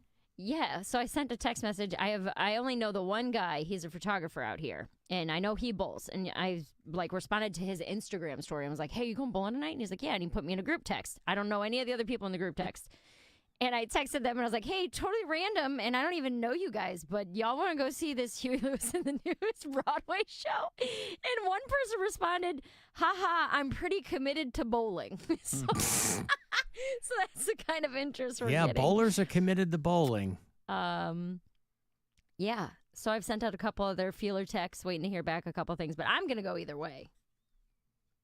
Well, I And think see it'll what- be. I think it'll be fun. See what's what. I think you'll have a good time. I might. It could be terrible. I might hate everything. Well, yeah, second that's of it. true of any show. You can go to a show that you're really excited for, and then you go, boy, I'm bummed. Alan Mary said she wanted nothing to do with those Doritos habanero mango. But what if they were made with seared morita peppers and ground achiote? Then they wouldn't be mango peppers. Oh. Not if those were included in the thing? It had a hint of pineapple. Mm-hmm. A hint. A hint. Just a hint. We're hinting Guys, at you. It's done the Chipotle way. Yeah. All right. The WNBA draft was last night. Caitlin Clark, of course, goes to the Indiana Fever. The NCAA women's finals that were here in Cleveland, the big championship game was Iowa and LSU, and the star player on South LSU. Carolina. What'd I say? LSU. Oh, I'm sorry. Yeah, I was thinking of the one before that. That's right. We were watching in Florida. It was Iowa and LSU. And Angel Reese was the big player for LSU. She ended up getting drafted by the Chicago Sky. And there are a lot of people who have said that they think that she might be the better all-around player. Caitlin Clark. Time will tell. Yeah, it's It fun happens watching a her. lot. Well, they dominate in college, but they can't do it at the next level. Yeah. Against full-grown women. It's fun watching Caitlin Clark, drain threes out there. But Angel Reese, boy, is no slouch. So she goes to the Chicago Sky. The Indiana Fever grabs Caitlin Clark. And I was talking to one of our colleagues here today, and he was blown away by how little these girls get paid. And I said, well, what do they make? And he goes, they make like $75,000 a year. I'm like, when I worked for the Chicago Sky in 2009, these girls were making like $28,000 a year. They're still subsidized by the NBA. And you've got to, I know a lot of it's optics. There's no other business on the planet that would continue to get subsidized with like, it's not a winning business, the WNBA. But they see enough value in it.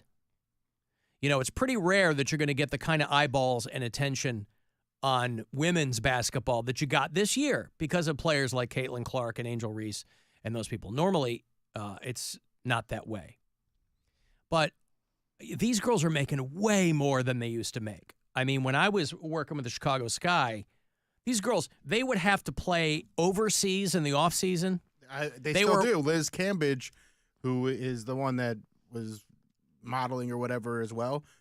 I just saw a video of her playing overseas. Well, they do it now because they want to. No, they used to have to, because now, like Caitlin Clark. I think she still needs to make a You good think? living. Absolutely. Because Liz Cambridge, we talked about her once or twice, but it's not like she's not making millions of dollars playing. Not playing, but like Caitlin Clark, her NIL is $3.4 million. She's fine. Her name, image, likeness. When these college players get paid now endorsements, she's fine making $76,000 salary for the WNBA. But she is the top player making that. And right. They just started doing that. These players that have been around a little bit didn't have a chance to do that, and they still, a lot of them, I think, still probably have to go. I think maybe the top 1% of WNBA players can make it just on their salary and whatever endorsements they're getting, but I think a lot of them have to subsidize it by going and playing overseas. I mean, most of the girls I knew that were playing, I was with them 08 to 2000, 07, 09. Those girls had day jobs in the off season, right? They were like gym teachers because they were making nothing. So now they're making a bit more. Liz Cambridge, though, is tall and hot. She's got to be making like tall, hot girl money. What is that?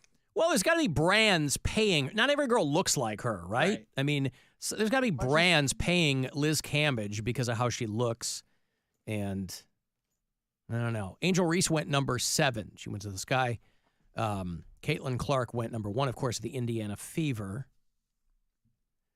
And, she'll make 70. I think that what they said was that she would make around $300,000 for 4 seasons. I think that was. So obviously compared to men's professional sports, it's laughable. But commensurate with what the WNBA draws, maybe this will change to some degree. But it can't all be on Caitlin Clark's shoulders.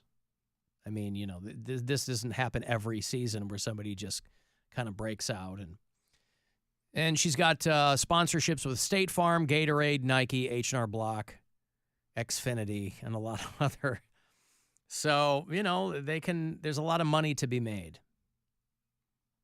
And Blake Griffin announced that he's retiring. Yeah. He said, I haven't heard about Blake Griffin in I don't know how long. For a while, he was like the go-to funny athlete, but then I didn't really see him doing much.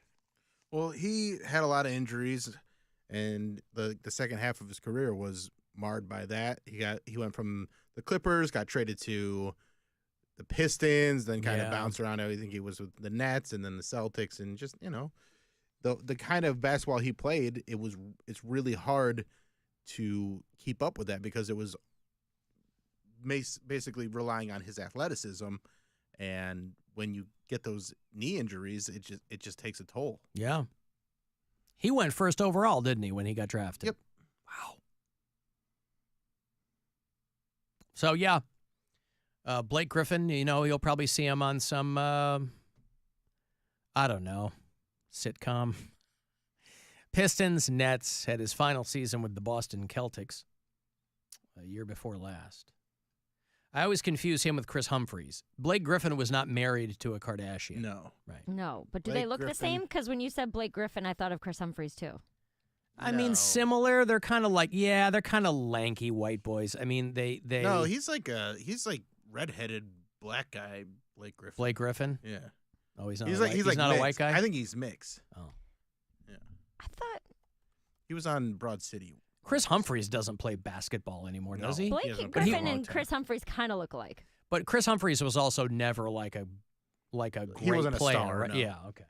Played for a lot of teams, boy. Nope, Chris Humphries is not the guy I'm thinking of. Was who was the guy that was married to Kim Kardashian who looks just like Blake Griffin? Chris Humphries. No. You're thinking of Delonte West. No. Chris Humphries is the only guy that she is married to in the NBA who wasn't Kanye or the other dude. been married a few times. Yeah, maybe, I guess. So those guys are, he's going away, and OJ is going away. He is gone. OJ is dead. No, but I couldn't. The guy backtracked a little bit, but I couldn't figure out why that lawyer went so hard. They're not getting anything. I want to make sure the Goldmans get nothing. It's like, your client owes them a lot of money. And for you to go, I want to make sure they don't get any. Why? Why do you want to make sure that they don't get any money? Because once you're dead, he's like, oh, he owes money to the IRS. Well, you're dead. What do you care? Well, the IRS, I don't know how that works, but OJ's dead. If he owes money to the IRS, it's not like his kids owe it now. So you're just out of spite trying to keep money from the Goldmans, money that's been owed them, by the way, for a long. Now, I'm sure they never once thought they'd see a cent because OJ didn't want to give them any money. But the lawyer was like, he's going to be cremated. You're not going to get to look at his brain for CTE. They should get to cut his head off and then study his brain for CTE. Malcolm Laverne is the guy who is OJ's lawyer, and I don't know that he even realized he was going to be the executor of whatever OJ's estate is. But OJ still owes Ron Goldman's family $95 million. That's wild. And the lawyer's like, I'm going to see to it they don't get anything. People are like, well, you're really going hard. Right, you could have just said nothing.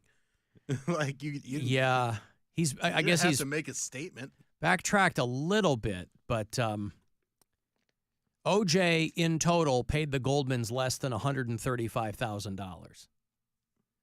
He had been squirreling away millions of dollars using a network of corporations operating only in cash. So this lawyer, on the one hand, was like, I really don't know why OJ named me executor of his estate. Probably because he was one of the only guys who talked to him. And then he goes, I don't want the Goldmans to get anything. Oh, it's because he wants it. But it wouldn't go to him. He's like, OJ had creditors, and we have to pay them by priority. That means he owed a lot of money to the government. He owed money to, so this guy's going, I want to make sure that everybody else gets paid before the Goldmans. He was like, yeah, in hindsight, that was pretty harsh. Oh, what a pivot. He initially said, I will do everything in my capacity to ensure that they get nothing. Like Willy Wonka in the last 15 minutes. You lose. Good day, sir. Yeah. Get nothing. And he goes, I need to tone it down a little bit on the rhetoric. But, like, where did that come from, dude? I mean, no one thinks OJ got railroaded or that he got a raw deal. I mean, what other murderer has had as good of a time as OJ Simpson? I mean, yeah, I think some people think that because he did some jail time, that all is forgiven. There are people who absolutely believe that. Well, he did some jail time, and that would be the same. No, because if he had been found guilty of the Nicole Brown, Ron Goldman thing, he never would have gotten out of jail. He would have been in for the rest of his life. And so there were people who had asked this guy, hey, any chance they're going to study OJ's brain for signs of CTE because they can only do that once you're dead. I don't know why that is. They can't do it while you're alive. I think it's because they have to cut the brain up. Go into your brain. Yeah, they can't scan it or dig something. Stuff out. Right. So, unless the family or whoever agrees to it, like I think Junior Seau, I think they went into his brain. And there's some of these guys, they'll go into the brain. Well, he shot himself in the chest just so they could. That's right. So this guy goes, nope, his whole body's going to be cremated. They don't want anybody looking inside OJ's brain. And now whoever owns the Bronco, Stansbury and I were talking about this before the show today. Whoever owns that Bronco is trying to sell it, and they want to get $1.5 million for it. Do you think they'll get it? Hell no. Who's going to pay almost $2 million for the stupid Ford Bronco? It's not like he murdered him in the truck. It wasn't even his. I mean, is AC Cowlings. Yeah. Or Al Cowlings, whatever, AC. You know who it is. Yeah. The three owners, Simpson's former agent, and two friends of Al Cowlings said they plan to cash in on the new interest. Yeah, because they're sitting on, I mean, they're not going to get that money, but they're sitting on this dumb car. Yeah, they will. Somebody will go, they'll put it on Auto Trader. They'll get Carvana. Like Dax and Kristen Bell. Hold! Does it still run? Guess so. They said before OJ passed, we had always thought this was going to be the year we were going to sell it because it's the 30th anniversary. Just in a garage. And they're like, well, now that he's dead, let's get rid of it. Let's cash in on OJ's death. It's what he would have wanted. Yeah. Yeah. A last offer that they received for the Bronco was $750,000. It's been on loan to the Alcatraz Crime Museum in Pigeon Forge, Tennessee. Wow. But now they want to get $1.5 million in a public or private sale. Well, good luck. Because even if you're even if you have morbid curiosity, there's got to be a ceiling for that. I don't know. I got to take a break here. I want to get the last word in. Shoot me a text, 35192. Guardians baseball tonight here on The Buzzard. 2nd of 4 at Fenway against the Red Sox. That is a 7:10 first pitch on MMS. It's the Alan Cox Show. On our free iHeartRadio app and your favorite